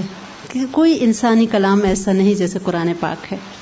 بہرحال اس صلح پہ ابھی دستخط نہیں ہوئے تھے کہ اتنے میں سہیل کے اپنے بیٹے ابو جندل رضی اللہ تعالی عنہ بیڑیوں میں جکڑے ہوئے مکہ سے بھاگ کے مسلمانوں کے پاس آئے. ان کو ان کے باپ نے بیڑیوں میں جکڑا ہوا تھا کیونکہ مسلمان ہو چکے تھے. اور وہ جب آئے ان کی حالت دیکھی مسلمانوں کی آنکھوں میں آنسو آ گئے، اور وہ خوشی خوشی پتہ نہیں کتنی مشکلات سے نکل کے آئے کہ اب میں مسلمانوں کے پاس پہنچ گیا. ایسے میں سہیل نے کہا آپ اس کو پناہ نہیں دیں گے، آپ معاہدہ کر چکے. آپ صلی اللہ علیہ وسلم نے اس کو کافی کہا کہ میری خاطر چھوڑ دو، اس نے کہا نہیں. تب آپ صلی اللہ علیہ وسلم نے ان کو پناہ دینے سے انکار کر دیا. اور صحابہ کرام کا غم کے مارے برا حال تھا جب ابو جندل کو لوٹایا جا رہا تھا. حضرت عمر رضی اللہ تعالیٰ عنہ ان کے پہلو میں چلتے جاتے اور بار بار اپنی تلوار کو تھپ تھپاتے اور کہتے تھے ابو جندل صبر کرو، یہ مشرکین کا خون تو بس کتے کا خون ہے، اور کہتے میں بار بار تلوار تھپ تھپاتا تھا تاکہ تلوار پکڑے اور باپ کا سر اڑا دے، لیکن کہتے ہیں کہ اس میں ہمت ہی نہ تھی، یا شاید وہ میری بات ہی نہیں سمجھا. یعنی حضرت عمر رضی اللہ تعالیٰ عنہ کا بس نہیں چلتا تھا کہ کس طرح اس کا سر اڑائیں اور اس مسلمان کو اپنے ساتھ شامل کر لیں. لیکن آپ صلی اللہ علیہ وسلم وعدے کے ایسے پکے ہوتے تھے کہ آپ نے وہ سب کچھ گوارا کیا لیکن معاہدہ توڑنا پسند نہ کیا، کیونکہ اس وقت صرف ایک مسلمان کی بات نہیں تھی، بہت بڑی پیچھے حکمتیں تھیں. اگر آپ اس وقت صرف ایک شخص سے بدلتے تو وہ تمام معاہدہ منسوخ ہو سکتا تھا، اور آپ چاہتے تھے کہ امن کا معاہدہ ہو جائے. ابو جندل رضی اللہ تعالیٰ عنہ واپس تو نہ گئے، وہ کہا جاتا ہے کہ مکہ کے ہی قریب انہوں نے ایک جگہ پہ اس طرح اپنا پڑاؤ ڈال دیا کہ ان جیسے جتنے ستم رسیدہ مسلمان تھے ایک کے بعد ایک بھاگ کے ان کے پاس آنے لگے. ہر گزرنے والے قافلے کو یہ لوگ لوٹتے، اور آخر کار ان کی ان حرکتوں سے تنگ آ کے مکہ والوں نے بعد میں خود آپ صلی اللہ علیہ وسلم سے درخواست کی کہ ان کو پلیز آپ اپنے پاس بلا لیجیے. تو وہ بات تو الٹیمیٹلی ہوگی جو مسلمان چاہتے تھے، لیکن بظاہر قریش کو بھی خوش کر دیا گیا کہ ٹھیک ہے ہم نے معاہدہ کر لیا جیسا آپ کو ہم کرتے ہیں. پھر اس معاہدے کے بعد مسلمان خواتین بہت سی جو مکہ میں تھیں وہ ہجرت کر کے مدینہ منورہ آئیں، تو مکہ والوں نے پھر شور مچایا کہ آپ نے تو معاہدہ کیا ہوا تھا کہ اگر مکہ سے کوئی بھاگ کے مدینہ آئے گا تو اسے لوٹا دیا جائے گا، ان عورتوں کو واپس بھیجیے. تو تب آپ صلی اللہ علیہ وسلم نے کہا تھا کہ معاہدہ غور سے پڑھو، اس میں مرد کا لفظ لکھا ہوا ہے، اور واقعی لفظی طور پہ وہ معاہدہ ایسا ہی ساؤنڈ کرتا تھا. لہذا مسلمان خواتین چونکہ عورت کے لیے تو بہت مشکل تھی واپس جانا، پھر تو ان پہ بہت ستم ڈھائے جاتے، مرد تو پھر بھی کسی نہ کسی طرح برداشت کر لیتے تھے، اور ان کے لیے تو اللہ نے راستہ کھول دیا تھا، وہ خود ہی ایک طرف نکل بیٹھے تھے. جب یہ معاہدہ ہو گیا قریش واپس لوٹے، اب احرام کھولنے کی نوبت آئی. آپ صلی اللہ علیہ وسلم نے صحابہ کرام کو کہا کہ اب احرام کھول لو، کیونکہ عمرہ تو نہیں کر سکتے تھے. لیکن یہ اسلامی تاریخ کا پہلا موقع تھا جس میں آپ صلی اللہ علیہ وسلم کا حکم ماننے کے لیے صحابہ کرام نہیں اٹھے. وہ بہت غمگین تھے، کہتے تھے ایسے ہم غم سے بیٹھے تھے گویا شل ہو گئے ہوں. آپ صلی اللہ علیہ وسلم کو دکھ پہنچا. وہ لوگ جو صرف سمعنا و اطعنا کی تصویر تھے، ایک پہلا موقع آ رہا ہے آپ کا حکم نہیں مان رہے. آپ اپنے خیمے میں تشریف لائے. حضرت ام سلمہ رضی اللہ تعالی عنہا سے نکاح ہو چکا تھا ابو سلمہ رضی اللہ تعالی عنہ کے انتقال کے بعد، اور وہ بہت سمجھدار خاتون تھیں. اس سفر میں وہ آپ کے ساتھ تھیں. آپ نے ان کو یہ بات کہی تو انہوں نے بہت سمجھداری سے آپ کو ایک مشورہ دیا اور کہنے لگی کہ اللہ کے رسول صلی اللہ علیہ وسلم آپ اپنا احرام کھولیے، اپنے بال منڈوائیے اور جانور کو ذبح کر دیجیے. جب لوگوں نے آپ کو دیکھا یہ سب کرتے ہوئے تو سارے اٹھے اور وہ کر لیا جو آپ صلی اللہ علیہ وسلم چاہتے تھے. اور اس کے پیچھے ایک انتہائی عقل مندی کی رائے ایک خاتون کی ہے جو ام المومنین ام سلمہ رضی اللہ تعالی عنہا ہے. اور صحابہ کرام غمگین واپس جا رہے تھے. حضرت عمر رضی اللہ تعالیٰ عنہ جیسے جلیل القدر راسخ العقیدہ صحابی بھی پریشان تھے. حضرت ابو بکر رضی اللہ تعالیٰ عنہ کے پاس آئے اور کہنے لگے کہ یہ کیا، اس معاہدے کے بارے میں کہا. اور انہوں نے کہا تھا کہ وہ جو کچھ کہتے ہیں عمر اللہ کے رسول ہیں، اپنی مرضی سے نہیں اللہ کی مرضی سے کہتے ہیں، لہذا جو کچھ وہ کہتے ہیں ٹھیک ہے. اسی لیے تو صدیق ان کا لقب تھا، ہر بات میں آپ صلی اللہ علیہ وسلم کی تصدیق کرتے تھے. ولیم میور کہتے ہیں whenever the Prophet صلی اللہ علیہ وسلم said anything it was Abu Bakr who believed in it. یعنی آپ پیش کرتے تھے اور وہ فوراً سیکنڈ کر کے اس کی تصدیق کر دیتے تھے. مسلمان واپس لوٹ رہے تھے، غمگین تھے، اور سورہ فتح نازل ہو رہی تھی. اِنَّا فَتَحْنَا لَكَ فَتْحًا مُبِينًا. صحابہ کرام کہتے تھے کہ یہ فتح ہے، لیکن واقعی وہ کہتے تھے کہ بعد میں جب مکہ فتح ہوا تو ہمیں پتہ چلا کہ یہی فتح ہے، اور ہم صلح حدیبیہ کو فتح مبین کہتے ہیں، کیونکہ اس معاہدے کی وجہ سے پھر آگے مسلمانوں کو مسلسل فتوحات ہوئیں اور اسلام نے پوری قوت پکڑی اور بہت جلد پورے عرب میں اسلام کا پیغام پہنچ گیا. جیسے کہ آپ صلی اللہ علیہ وسلم چاہتے تھے کہ ہر طرف ایک طرف سے کم از کم امن ہو تاکہ میں دوسرے دشمن کو ختم کروں اور اسلام کا پیغام آگے پہنچاؤں. اب صلح حدیبیہ نے خیبر کی فتح کا دروازہ کھولا. 7 ہجری کی بات ہے. آپ صلی اللہ علیہ وسلم نے ایک طرف تبلیغی سرگرمیوں میں تیزی دکھائی اور دوسری طرف خیبر کو فتح کرنے کا ارادہ کیا. آپ نے مختلف ممالک کے بادشاہوں کو خطوط روانہ کیے جس میں ان کو اسلام کی دعوت دی. کچھ بادشاہوں نے ان خطوط کا بہت پازیٹیو رسپانس دیا اور کچھ نے بہت نیگیٹو، لیکن آپ صلی اللہ علیہ وسلم نے حجت تمام کر دی، پیغام ان کو پہنچا دیا اور آپ کا کام بھی یہی تھا کہ آپ پہنچا دیجئے. اب ہدایت تو اللہ کے ہاتھ میں ہے. جیسے کہ چچا ابو طالب کے لیے بھی آپ کا دل تڑپتا رہا آخری وقت تک، کہتے تھے چچا جان صرف ایک مرتبہ کلمہ پڑھ لیجئے. تو اللہ تعالیٰ نے فرمایا تھا اِنَّكَ لَا تَهْدِي مَنْ أَحْبَبْتَ، آپ اس کو ہدایت نہیں دے سکتے جس سے آپ محبت کرتے ہیں، کیونکہ ہدایت دینے کی فائنل اتھارٹی اللہ تعالیٰ کے پاس ہے. انسان تو صرف چاہ سکتا ہے اور کوشش کر سکتا ہے، اور یہی انسانوں سے مطلوب ہے کہ مسلمان دل سے چاہیں کہ باقی لوگوں تک پیغام پہنچے اور وہ ہدایت پا جائیں. اسی لیے آپ صلی اللہ علیہ وسلم نے تمام وہ لوگ جو کہ دور دور تھے اسلامی ریاست سے، جہاں تک ابھی مسلمان خود جا کے نہیں پہنچ سکتے تھے، آپ نے خطوط کے ذریعے ان کو پیغام پہنچایا. حالانکہ اس زمانے میں کمیونیکیشن بہت کمزور ہوا کرتی تھی، لیکن آپ صلی اللہ علیہ وسلم خاندان بنو ہاشم سے تھے، اور آپ کو یاد ہوگا کہ ہاشم نے اپنے زمانے میں بھی ارد گرد کے بادشاہوں کے ساتھ امن کے معاہدے لیے ہوئے تھے. تو وہ جو ایک وزڈم آپ سے خاندانی طور پہ بھی منتقل ہوئی تھی اور پھر بطور نبوت مزید عطا ہوئی تھی، آپ صلی اللہ علیہ وسلم نے اس کے مطابق تمام لوگوں کو پیغام پہنچایا. اور دوسری طرف خیبر کی طرف جنگ کی تیاریاں شروع ہوئیں. خیبر میں سب امیر ترین یہود آباد تھے. ادھر منافقین نے بھی دیکھ لیا کہ قریش کے ساتھ 10 سال کی جنگ بندی ہو چکی تھی صلح حدیبیہ میں. اب ان کو پتا تھا کہ اگر مسلمان خیبر کی طرف گئے تو جس طرح وہ جذبہ ایمانی سے لڑتے ہیں، انہوں نے فتح پانی ہے اور بہت مال و دولت بھی ہاتھ آئے گا. اب انہوں نے بہت چاہا کہ ہمیں بھی ساتھ لے لیا جائے، لیکن اللہ تعالیٰ نے اب ان لوگوں کا ساتھ جانا پسند نہ فرمایا، اور آپ صلی اللہ علیہ وسلم اپنے بہادر اور مخلص مسلمانوں کے ہمراہ خیبر کی طرف چل پڑے. خیبر کے سلسلے میں ایک اہم واقعہ جو پیش آیا، ابھی مسلمان خیبر کے قلعے کے باہر ہی تھے، جنگ شروع نہیں ہوئی تھی. اتنے میں ایک چرواہا بکریاں چراتا چراتا آپ صلی اللہ علیہ وسلم کے پاس آ گیا، اور کہا جاتا ہے بہت ہی بیچارے کے کپڑے بھی بدبودار اور بہت عام سا سیاہ سا رنگ تھا اس کا. آپ صلی اللہ علیہ وسلم سے پوچھنے لگا کہ آپ وہی ہیں جن کے بارے میں ہم سن رہے ہیں؟ آپ نے فرمایا ہاں. پھر اس نے اسلام کے بارے میں کچھ سوالات کیے اور پھر کہا کہ اگر میں اسلام قبول کر لوں تو کیا ہوگا؟ آپ صلی اللہ علیہ وسلم نے فرمایا ہم تمہیں اپنے سینے سے لگائیں گے، اور کچھ اس طرح محبت کی بات کہی کہ وہ حیران رہ گیا کہ میں اتنا عام سا انسان اور مجھے یہ لوگ اپنے ساتھ میں لا لیں گے. اس کے بعد اس نے کہا میں ابھی اسلام قبول کرتا ہوں.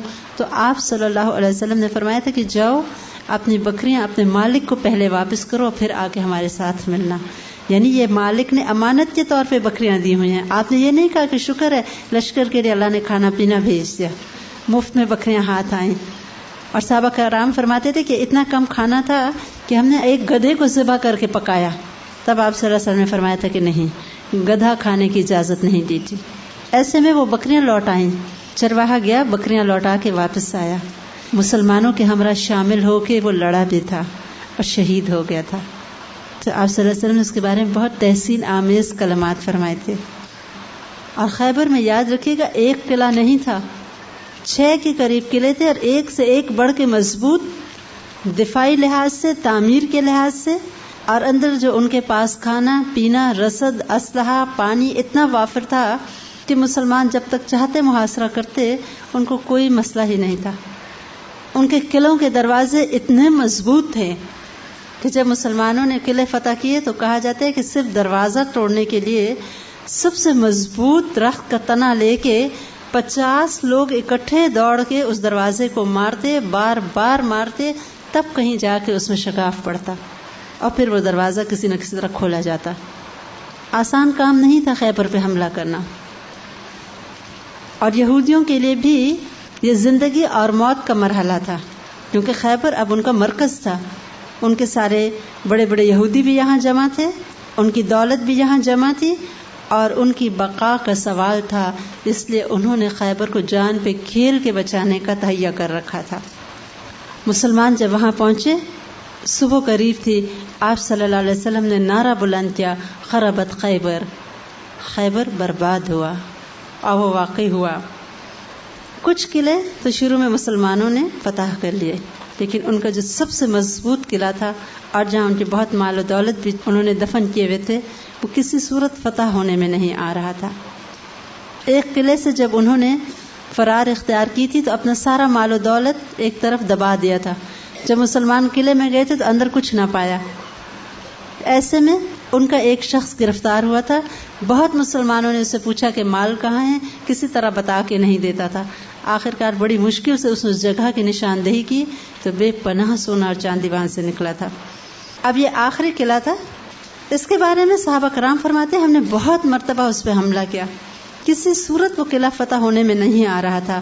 آخرکار آپ صلی اللہ علیہ وسلم نے فرمایا میں صبح پرچم اس کے ہاتھ میں دوں گا جو اللہ اور اس کے رسول صلی اللہ علیہ وسلم سے محبت کرتا ہے، اور اللہ اور اس کے رسول صلی اللہ علیہ وسلم بھی اس سے محبت کرتے ہیں۔ صحابہ کرام فرماتے ہیں ہمیں پوری رات بے چینی تھی کہ یہ خوش نصیب کون ہوگا۔ کم بات تو نہیں کہ جس سے اللہ اور اس کا رسول بھی محبت کرتے ہیں۔ اور کہتے ہیں صبح ہوئی تو آپ صلی اللہ علیہ وسلم نے حضرت علی رضی اللہ تعالی عنہ کا نام پکارا۔ ہم حیران رہ گئے کیونکہ وہ اس وقت آشوب چشم میں مبتلا تھے، آنکھوں کی جو تکلیف ہوتی ہے، اس لیے ہم سوچ بھی نہیں سکتے تھے کہ آپ صلی اللہ علیہ وسلم جنگ کا پرچم ان کے ہاتھ میں دیں گے۔ اور آپ صلی اللہ علیہ وسلم نے نہ صرف یہ کہ پرچم ان کے ہاتھ میں دیا، بلکہ ان کی آنکھوں پہ اپنا لعاب دہن مبارک لگا کے دعا فرمائی تھی، اور ساتھ ہی بڑے پیار سے اپنے ہاتھوں سے ان کے سر پہ 3 پیچوں والا امامہ بھی باندھا تھا، اور ان کو ہدایت کی تھی اور کہا تھا کہ اے علی، اگر تیرے ذریعے ایک شخص بھی ہدایت پا جائے تو یہ تیرے لیے سرخ اونٹوں سے بہتر ہے۔ یہودیوں کے پاس جا رہے ہیں، سب سے بڑے دشمن، لیکن پہلے کیا کرنا؟ اسلام کی دعوت دینا۔ یہ ہے اسلام کا جنگ کا اخلاق، پہلے اگلے کو چانس دو، اگر وہ اصلاح کر لیتا ہے تو پھر تو کوئی لڑائی ہی نہیں، اگر وہ نہ مانے تو پھر جنگ۔ آپ صلی اللہ علیہ وسلم کے دل کا حال سوچیے ذرا، اپنے داماد کو یہودیوں کے منہ میں بھیج رہے ہیں، اور داماد بھی وہ ہے جو بیٹے کی طرح عزیز ہے، اور اسی ٹائم کے دوران پھر حضرت رقیہ رضی اللہ تعالی عنہا بھی فوت ہو گئی تھی۔ آپ صلی اللہ علیہ وسلم کی زندگی میں آپ کی تمام اولادیں فوت ہوئیں سوائے حضرت فاطمہ رضی اللہ تعالی عنہا کے، تو اس لحاظ سے بھی یہ داماد کتنے اس وقت آپ کی نظروں میں قدر و قیمت رکھتے ہوں گے کہ ان کی ایک سروائیونگ بیٹی کے اب وہ شوہر بھی ہیں، اور امام حسن اور حسین رضی اللہ تعالی عنہما جیسے پیارے نواسوں کے وہ باپ بھی ہیں۔ حضرت علی وہ نواسے اتنے پیارے تھے کہ کبھی ان کو کمر پہ بٹھاتے، کبھی ان کو کندھے پہ سوار کرتے، بہت زیادہ محبت کرتے تھے، اور میرے بیٹے کہا کرتے تھے۔ ان کے باپ کو خود بڑے پیار سے امامہ باندھ کے اس جنگ کے لیے روانہ کر رہے ہیں، اور یہ ایک انتہائی مشکل جنگ تھی۔ ان کے بڑے بڑے طاقتور اندر موجود تھے، پہلوان نما انسان۔ حضرت علی رضی اللہ تعالیٰ عنہ اس قلعے کے سامنے پہنچے اور مبارزت کی ان کو دعوت دی۔ ان میں ایک پہلوان قسم کا آدمی تھا جس کا نام مرہب تھا، وہ بہت ہی موٹا تازہ اور انتہائی مشہور ان کا ایک بہادر تھا۔ وہ جھومتا جھامتا حضرت علی رضی اللہ تعالی عنہ کے مقابلے پہ میدان جنگ میں اترا اور کہنے لگا، خیبر کو معلوم ہے کہ میں مرہب ہوں، ہتھیار پوش، بہادر اور تجربہ کار، جبکہ جنگ کے شعلے بلند ہوں، یعنی میرے آگے کون ٹھہر سکتا ہے، بہادر بھی ہوں، تجربہ کار بھی ہوں، سارے مجھے جانتے ہیں۔ حضرت علی رضی اللہ تعالی عنہ نے اس کے مقابلے میں فرمایا، خیبر جانتا ہے کہ میں علی ہوں، ہتھیار پوش، شاہ زور اور جنگجو۔ اور ایک اور شعر آتا ہے کہ انہوں نے کہا تھا کہ میں وہ ہوں کہ میری ماں نے میرا نام حیدر رکھا. جنگل کے شیر کی طرح بہادر تھے، واقعی حیدر تھے، ان کے آگے کوئی نہیں ٹھہر سکتا تھا. حضرت عائشہ رضی اللہ تعالی عنہا فرماتی ہیں کہ جب ان دونوں کا 1 to 1 مقابلہ شروع ہوا، حضرت علی رضی اللہ تعالیٰ عنہ نے تلوار بلند کر کے اس زور سے مرحب کی کھوپڑی پہ ماری کہ اس کی کھوپڑی کو 2 ٹکڑوں میں چیرتی ہوئی وہ تلوار مرحب کے دانتوں سے جا ٹکرائی، اور اس ضرب کی آواز ہم خواتین کو اپنے کیمپ تک آئی تھی. مرحب کا مارا جانا بہت اہم تھا. یہود کی ہمت ٹوٹ گئی، ایسا بہادر پہلوان ہمارا مارا گیا، اور ادھر مسلمانوں کا ایمان اور بڑھ گیا. وہ دروازہ جو کہ بہت ہی بھاری بھرکم تھا کہ کسی طرح ٹوٹنے میں نہیں آتا تھا، اور کئی لوگوں نے مل کے بار بار اس کو آخرکار بڑی مشکل سے توڑا. کہا جاتا ہے حضرت علی رضی اللہ تعالیٰ عنہ نے پھرتی سے اس دروازے کو اپنے آگے ڈھال بنا لیا، کیونکہ حضرت علی رضی اللہ تعالیٰ عنہ تو تمام یہودیوں کا ٹارگٹ تھے. ان کو پتا تھا یہ سب سے بہادر جوان ہیں، اور اگر ہم ان کو خدا نہ کرے مار لیتے ہیں تو مسلمانوں کی تو ہمت ٹوٹ جائے گی. ایک جنگ تھی جس میں یہودی بھی جان کھیل کے لڑے، بہت سے یہود مارے گئے، اور آخرکار مسلمانوں کو اللہ تعالیٰ نے فتح دی. ان کے بڑے بڑے سردار نوجوان مارے گئے، ان کی لاشیں پڑی ہوئی تھیں. ایسے میں ان کے سردار کی بیٹی اور ان کے سردار ہی کی ایک بیوی تھی، حضرت صفیہ رضی اللہ تعالیٰ عنہ، جو کہ یہودیوں کی بیٹی تھی. ان کو اور ان کی بہن کو جب آپ صلی اللہ علیہ وسلم کے پاس لایا گیا تو آپ صلی اللہ علیہ وسلم ان کی تکلیف کا سوچ کے پریشان ہو اٹھے، اور صحابی کو کہا کہ تم کیوں ان کو اس راستے سے لائے ہو جس راستے میں ان کے رشتہ دار مرے ہوئے پڑے ہیں. یہ عورتیں تھیں، نازک دل کی تھیں، تم پہ لازم نہیں تھا کہ ان کو ایسے راستے سے لاتے کہ راستے میں اپنوں کی لاشیں دیکھتے، ان کے دل پہ کیا گزری ہوگی. حالانکہ ابھی وہ مخالفین کی بیٹیاں ہیں. ایسا نرم دل تھا آپ صلی اللہ علیہ وسلم کا. اس کے بعد جب مختلف عورتوں کو دستور کے مطابق مسلمانوں میں تقسیم کیا جانے لگا تو صحابہ کرام نے ہی آپ صلی اللہ علیہ وسلم کو کہا کہ حضرت صفیہ سردار کی بیٹی اور سردار کی بیوی ہیں، اور ان کے مرتبے کے لائق یہی ہے کہ آپ صلی اللہ علیہ وسلم ان کو اپنے نکاح میں لے لیں. لہذا آپ صلی اللہ علیہ وسلم نے حضرت صفیہ رضی اللہ تعالی عنہا سے اسی واپسی کے سفر میں نکاح کیا، اور صحابہ کرام کو کہا جس کے پاس جو ہے وہ دعوت کے لیے لے آئے، کیونکہ سفر کی حالت میں شادی ہو رہی ہے. اور یہ دعوت ولیمہ دراصل 1 ڈش پارٹی تھی. جس صحابی کے پاس جو تھا، کسی کے پاس جو، کسی کے پاس کھجور، کسی کے پاس گھی پنیر، وہ سب نے لا کے دسترخوان بچھا کے اس پہ سب کچھ رکھ دیا، سب نے مل کے دعوت کھائی، ولیمہ ہو گیا، اور پھر واپسی کا سفر شروع ہوا. آپ صلی اللہ علیہ وسلم نے حضرت صفیہ رضی اللہ تعالی عنہا کو پوری عزت، مقام اور مرتبہ دیا، اور خواتین کو جتنی عزت آپ صلی اللہ علیہ وسلم نے دی ہے کبھی شاید تاریخ میں کسی بڑے آدمی نے نہ دی ہوگی. حضرت صفیہ رضی اللہ تعالی عنہا جب اونٹ پہ سوار ہونے لگی، آپ صلی اللہ علیہ وسلم نے اپنا گھٹنا مبارک آگے کر دیا کہ میرے گھٹنے پہ پاؤں رکھ کے اوپر چڑھ جاؤ. اور جب وہ چڑھ گئیں تو ان کے پاس کچھ نہیں تھا کہ اپنے آپ پہ پردہ کرتی. آپ صلی اللہ علیہ وسلم نے اپنی چادر مبارک ان کو عطا فرمائی تھی جو اپنے آپ پہ لپیٹ لیں. اس طرح صحابہ کرام شاداں اور فرحاں کامیاب ہو کے بہت بڑے دشمنوں سے چھٹکارا پا کے لوٹ رہے تھے. جو یہودیوں کے علاقے فتح ہوئے تھے ان میں باغات تھے کھجوروں کے، اور بہت زرخیز علاقے تھے. آپ صلی اللہ علیہ وسلم نے یہودیوں کے ساتھ اس معاملے پہ یہ طے کیا کہ وہ اپنے کھیتوں میں اگائیں گے تو خود، پیداوار جو ہے مسلمانوں کے ساتھ شیئر کریں گے. اور اسی طرح خیبر کی اراضی مسلمانوں میں مال غنیمت کے طور پہ تقسیم ہوئی تھی.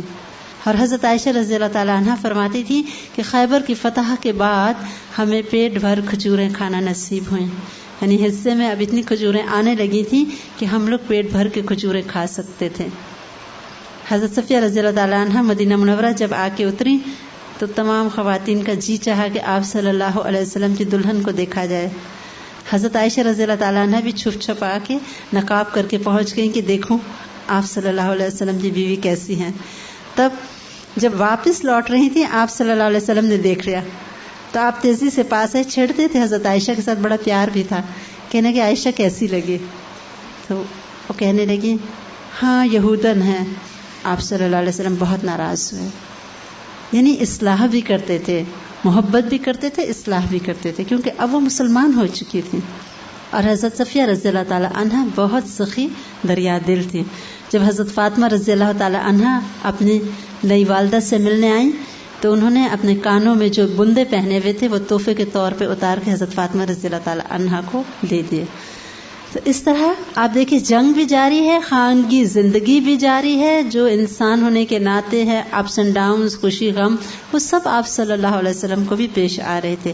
اور آپ صلی اللہ علیہ وسلم انتہائی خوبی سے سارے معاملات کو انجام دیتے تھے. آپ صلی اللہ علیہ وسلم نے جس طرح مشرکین کے ساتھ حسن سلوک کیا وہ قابل رشک ہے. مگر آج ہمارا حال کیا ہے؟ اگر کسی نان مسلم یا ان کے ملک کے بارے میں کوئی اچھی عادات اپنائی جائیں تو ناراض ہوتے ہیں، کہتے ہیں آپ کفار سے امپریس ہو گئے، ان کی تقلید کرتے ہیں. اور ہم تو ایسا بالکل نہیں سمجھتے کہ ایک مسلمان کو ان سے امپریس ہونا چاہیے. تو کیا کسی کی اچھائی کا ذکر کرنا یا اس کو اپریشیٹ کرنا ایک مسلمان کا کام نہیں؟ آپ صلی اللہ علیہ وسلم نے بعض چیزوں میں منع فرمایا کہ غیر مسلموں کی تقلید نہ کرو. جس طرح یہودیوں کا انداز تھا ہیئر سٹائل کا اور داڑھی مونچھ کا، تو آپ نے فرمایا تھا ان سے مخالفت کرو. اپیئرنس میں نان مسلمز کو نہیں فالو کرنا، لیکن اگر ان کے اندر کوئی اچھی عادت ہے، آپ صلی اللہ علیہ وسلم نے بہت سے دفاعی انداز نان مسلموں کے اپنائے. مثلا خندق کی ایک مثال ہے، تو کیا وہ مسلمانوں کا طریقہ کار تھا؟ وہ تو آتش پرستوں کا تھا، فارس کے رہنے والوں کا جنگ کا طریقہ تھا. اور اسی طرح اگر آپ ان ڈیپتھ جا کے سیرہ پڑھیں تو آپ صلی اللہ علیہ وسلم نے ایک اور علاقے کی بہتر تلوار تھی جو بہتر کاٹ رکھتی تھی. آپ نے صحابہ کرام کو بھیجا تھا کہ وہ سیکھ کے آؤ اور آ کے اپنی تلواروں کو امپروو کرو. اس طرح کے کئی اور ایسے اسلحہ کا ہمیں پتہ چلتا ہے سیرہ سے جو نان مسلموں کے طریقے کو اپنایا گیا. آپ صلی اللہ علیہ وسلم نے ایک انتہائی نوجوان صحابی کو کہا جاتا اس وقت ان کی عمر صرف 15 برس تھی، انصاری تھے، زید بن ثابت رضی اللہ تعالیٰ عنہ. آپ نے ان کو فرمایا تھا کہ تم عبرانی زبان سیکھو، کیونکہ اس وقت اب آپ کی بہت سی کمیونیکیشن ہو رہی تھی مختلف لینگویجز میں. ایسے میں یہودیوں کو ہائر کیا گیا تھا کہ وہ خطوط یا بعض چیزیں لکھیں عبرانی میں. تو آپ نے فرمایا تھا ان کا اعتبار نہیں، یعنی آئی ایم ناٹ شیور کہ جو میں لکھوانا چاہتا ہوں یہ پراپرلی وہ لکھ رہے ہیں کہ نہیں، تو تم خود ان کی زبان سیکھو. 15 دنوں میں اس صحابی نے پوری لینگویج سیکھ لی تھی. اب ہم ہوتے تو کہتے غیر مسلموں کی زبان بھی کیوں سیکھ رہے ہیں آپ؟ بہت ناراض ہوتے ہیں ہم لوگ اگر لوگ انگلش بولتے ہیں. دیکھیں اس میں کوئی حرج نہیں ہے، بات نیت کی ہے. اگر ہم ان سے اس لیے امپریس ہو رہے ہیں اور اس لیے ان جیسے منہ بنا کے ان کی بات کریں، ان کا لباس پہنے کہ بہت آگے ہیں، پھر تو نیت میں خلل ہے. لیکن اگر اس لیے ہم ان کی کوئی اچھی چیز اپریشیٹ کر رہے ہیں کہ ہم اس کو اپنا کے اسلام کو اسٹرینتھ دیں، تو پھر بات تو ساری نیت کی ہے. انما الاعمال بالنیات. اٹ ڈپینڈس کہ ہم کس نیت سے نان مسلموں کی چیزوں کو اپنا رہے ہیں. کہہ رہے ہیں بنیادی چیز تو ایمان ہے، باقی چیزیں اس کے بعد آتی ہیں. جذبہ ایمان ہو اور پھر اس کے ساتھ ساتھ اپنی اسٹریٹجی، سائنس، ایجوکیشن، ان سب کو امپروو کرنا ہے. آپ صلی اللہ علیہ وسلم سب سے زیادہ ایجوکیشن کو پروموٹ کرنے والے اور سپورٹ کرنے والے تھے. بدر کے قیدیوں سے فدیہ لینے کی اس وقت کی ضرورت تھی، لیکن آپ صلی اللہ علیہ وسلم نے کچھ سے تو لیا فدیہ، اور جو نہیں دے سکتے تھے کیا کہا کہ ایک ایک قیدی 10 مسلمان بچوں کو تعلیم دے. اور کیا مشرکین نے اسلامی تعلیم دی ہوگی؟ آف کورس وہ دنیا کی ایجوکیشن تھی، پڑھنا لکھنا سکھایا مشرکین نے بچوں کو. کیا ایجوکیشن کی پروموشن کا نہیں پتہ چلتا سیرہ سے؟ ہم نے تو سیرہ کو اس نظر سے پڑھا ہی نہیں، ہم اس کو انالائز نہیں کرتے.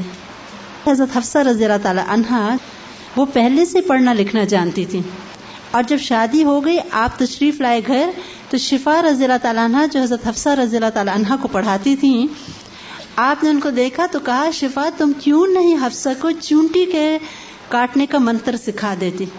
یعنی کوئی دم سا تھا جو چونٹی اگر کاٹ جائے دم کرو تو ٹھیک ہو جائے انسان. تو سپورٹ کر رہے ہیں حضرت حفصہ کی ایجوکیشن کو کہ مزید اس کو یہ بھی سکھا دو. حضرت عائشہ رضی اللہ تعالیٰ عنہ تو بہت چھوٹی سی تھی جب ان کی شادی ہوئی. آپ صلی اللہ علیہ وسلم سے گھر میں رہ کے قرآن پاک پڑھنا جان گئی تھیں، لکھ نہیں سکتی تھیں لیکن پڑھ سکتی تھیں، حافظہ قرآن بن گئیں. تو دین اور دنیا دونوں کی تعلیم آپ نے اس کو انکریج کیا. مردوں میں بھی عورتوں میں بھی. تو ایمان کے ساتھ تعلیم لینا کوئی غیر اسلامی بات نہیں ہے. ایمان کے ساتھ دفاع بہتر کرنا عین تقاضا کرتا ہے ایمان کا دفاع کرنے کے لیے ضروری ہے. We should be better equipped. ہم اپنے بچوں کو زیادہ اچھی ایجوکیشن پہ انکریج کریں اور ساتھ ساتھ بہتر مسلمان بھی بنائیں. یعنی ہم ایک ایکسٹریم پہ چلے گئے, یا دین کو پکڑ لیتے ہیں یا دنیا کو پکڑ لیتے ہیں نا, بیلنس نہیں رہے, تبھی آج ہم پیچھے ہیں. اور مسلمانوں کے آپ ڈسکوریز پڑھیں اور مسلمان سائنسدانوں کے حالات پڑھیں, حیرت ہوتی ہے اور اپنی حالت پہ رونا بھی آتا ہے کہ وہ ہمارے انسسٹرز تھے. آپ صلی اللہ علیہ وسلم نے لوگوں کو مائل کیا, 1-to-1 بیسس پہ آتے تو ہر ایک کے ساتھ مختلف معاملہ کیا. اس کا بیک گراؤنڈ, اس کی ذہنی سطح, وہ سب کچھ دیکھ کے اس کے مطابق اس کو ڈیل کرتے تھے. اور آپ صلی اللہ علیہ وسلم کی حکمت تبلیغ واقعی پڑھ پڑھ کے حیرت ہوتی ہے. اور صرف ایک ایک اینگل آپ صلی اللہ علیہ وسلم کا پڑھنے کے لیے اتنی کتابیں ہیں, اور ہر کتاب پڑھ کے دل کھلتا ہے کہ یہ بھی تھا, یہ بھی تھا, یہ بھی تھا. اب ان کا سوال یہ ہے کہ مسلمان تو حالت احرام میں تھے اور یہاں جنگ کی بیعت ہو رہی ہے, لیکن یہ آپ دیکھ لیں کہ کوئی نیت نہیں ہے وائلیشن کی, ضرورت پڑ گئی اچانک. آپ نے پڑھا ہوگا نا کہ اگر زندگی بچانی ہے اور مر رہے ہیں تو اس وقت حرام بھی کھایا جا سکتا ہے جان بچانے کو. وہاں پہ ایک حکم کی ایک ایمرجنسی کی صورت میں ریلیکسیشن مل رہی ہے. یہ ایک کمنٹ ہے, action speaks louder than words. Had the Sahaba Karam spent their time talking and complaining like us, Islam would not have spread like it did. بالکل صحیح بات ہے. ہم تو ویسے ہی پریشان رہتے ہیں نا چھوٹی چھوٹی باتوں پہ, اور ان کی تو زندگیوں میں واقعی مسائل بہت بڑے بڑے تھے. کتنی پریشانیاں ہم دیکھ رہے ہیں کہ آب و ہوا ان پہ تبدیل ہو گئی تھی. پھر آپ صلی اللہ علیہ وسلم نے دعا کی تھی کہ اللہ مدینہ کی آب و ہوا کو ہمارے موافق بنا دے اور صحت افزا بنا دے, اور بخار کو مقام جوفہ میں منتقل کر دے, اور اس کے مد اور سا میں برکت ڈال. تب وہ مدینہ منورہ کی آب و ہوا فیوریبل ہوئی تھی. ہمارا ذرا شہر بدلتا ہے ہم فوراً پریشان ہو جاتے ہیں, آب و ہوا بدلتی ہے فکر, کھانا پینا آرام تھوڑا سا فرق آتا ہے تو مسئلہ. لیکن لگتا ہے وہ واقعی چھوٹے مسئلوں کو اہمیت نہیں دیتے تھے. اور یہ وہی لوگ ہو سکتے ہیں جو آخرہ فوکسڈ پیپل ہوں, تبھی ان کو دنیا کی مشکلیں چھوٹی لگتی ہیں. ہمیں دنیا کے مسئلے بڑے لگتے ہیں, اور واقعی ہم بہت سا وقت اپنے ان پریشانیوں میں سوچنے میں اور بولنے میں گزارتے ہیں. True greatness is like a river. The deeper it is, the lesser noise it makes. ہاں وہ کہتے ہیں نا کہ deep silent waters run deep. اور وہ اردو میں بھی ہے کہ جتنا جس کا ظرف ہے اتنا ہی وہ خاموش ہے. Holy Prophet sallallahu alaihi wasallam life has left an example for us that tread on a snow such that your footprints would show along after you have gone. یعنی اپنے نشان قدم, اپنے اچھے اثرات چھوڑ کے جانے دنیا سے. صحابہ کرام کو آپ سے بہت محبت تھی, اور محبت ہی ایسا جذبہ ہے جو مکمل اطاعت پہ انسان کو آمادہ کرتی ہے, اور پھر انسان اس کی ہر عادت کو اپنانے کی کوشش کرتا ہے, اس کی پسند ناپسند, اس کی کہی ہوئی باتوں کا خیال رکھنا, اور ان سب باتوں کے لیے کوئی خاص کوشش بھی نہیں کرنی پڑتی, بلکہ یہ تو وہ خود بخود اپنی محبت میں کرتا چلا جاتا ہے. اگر ہمارے اندر بھی آج یہ محبت پیدا ہو تو ہمارے اتباع کرنا مشکل نہ رہے. سبحانک اللہم و بحمدک نشہد ان لا الہ الا انت نستغفرک و نتوب الیک. السلام علیکم و رحمۃ اللہ وبرکاتہ.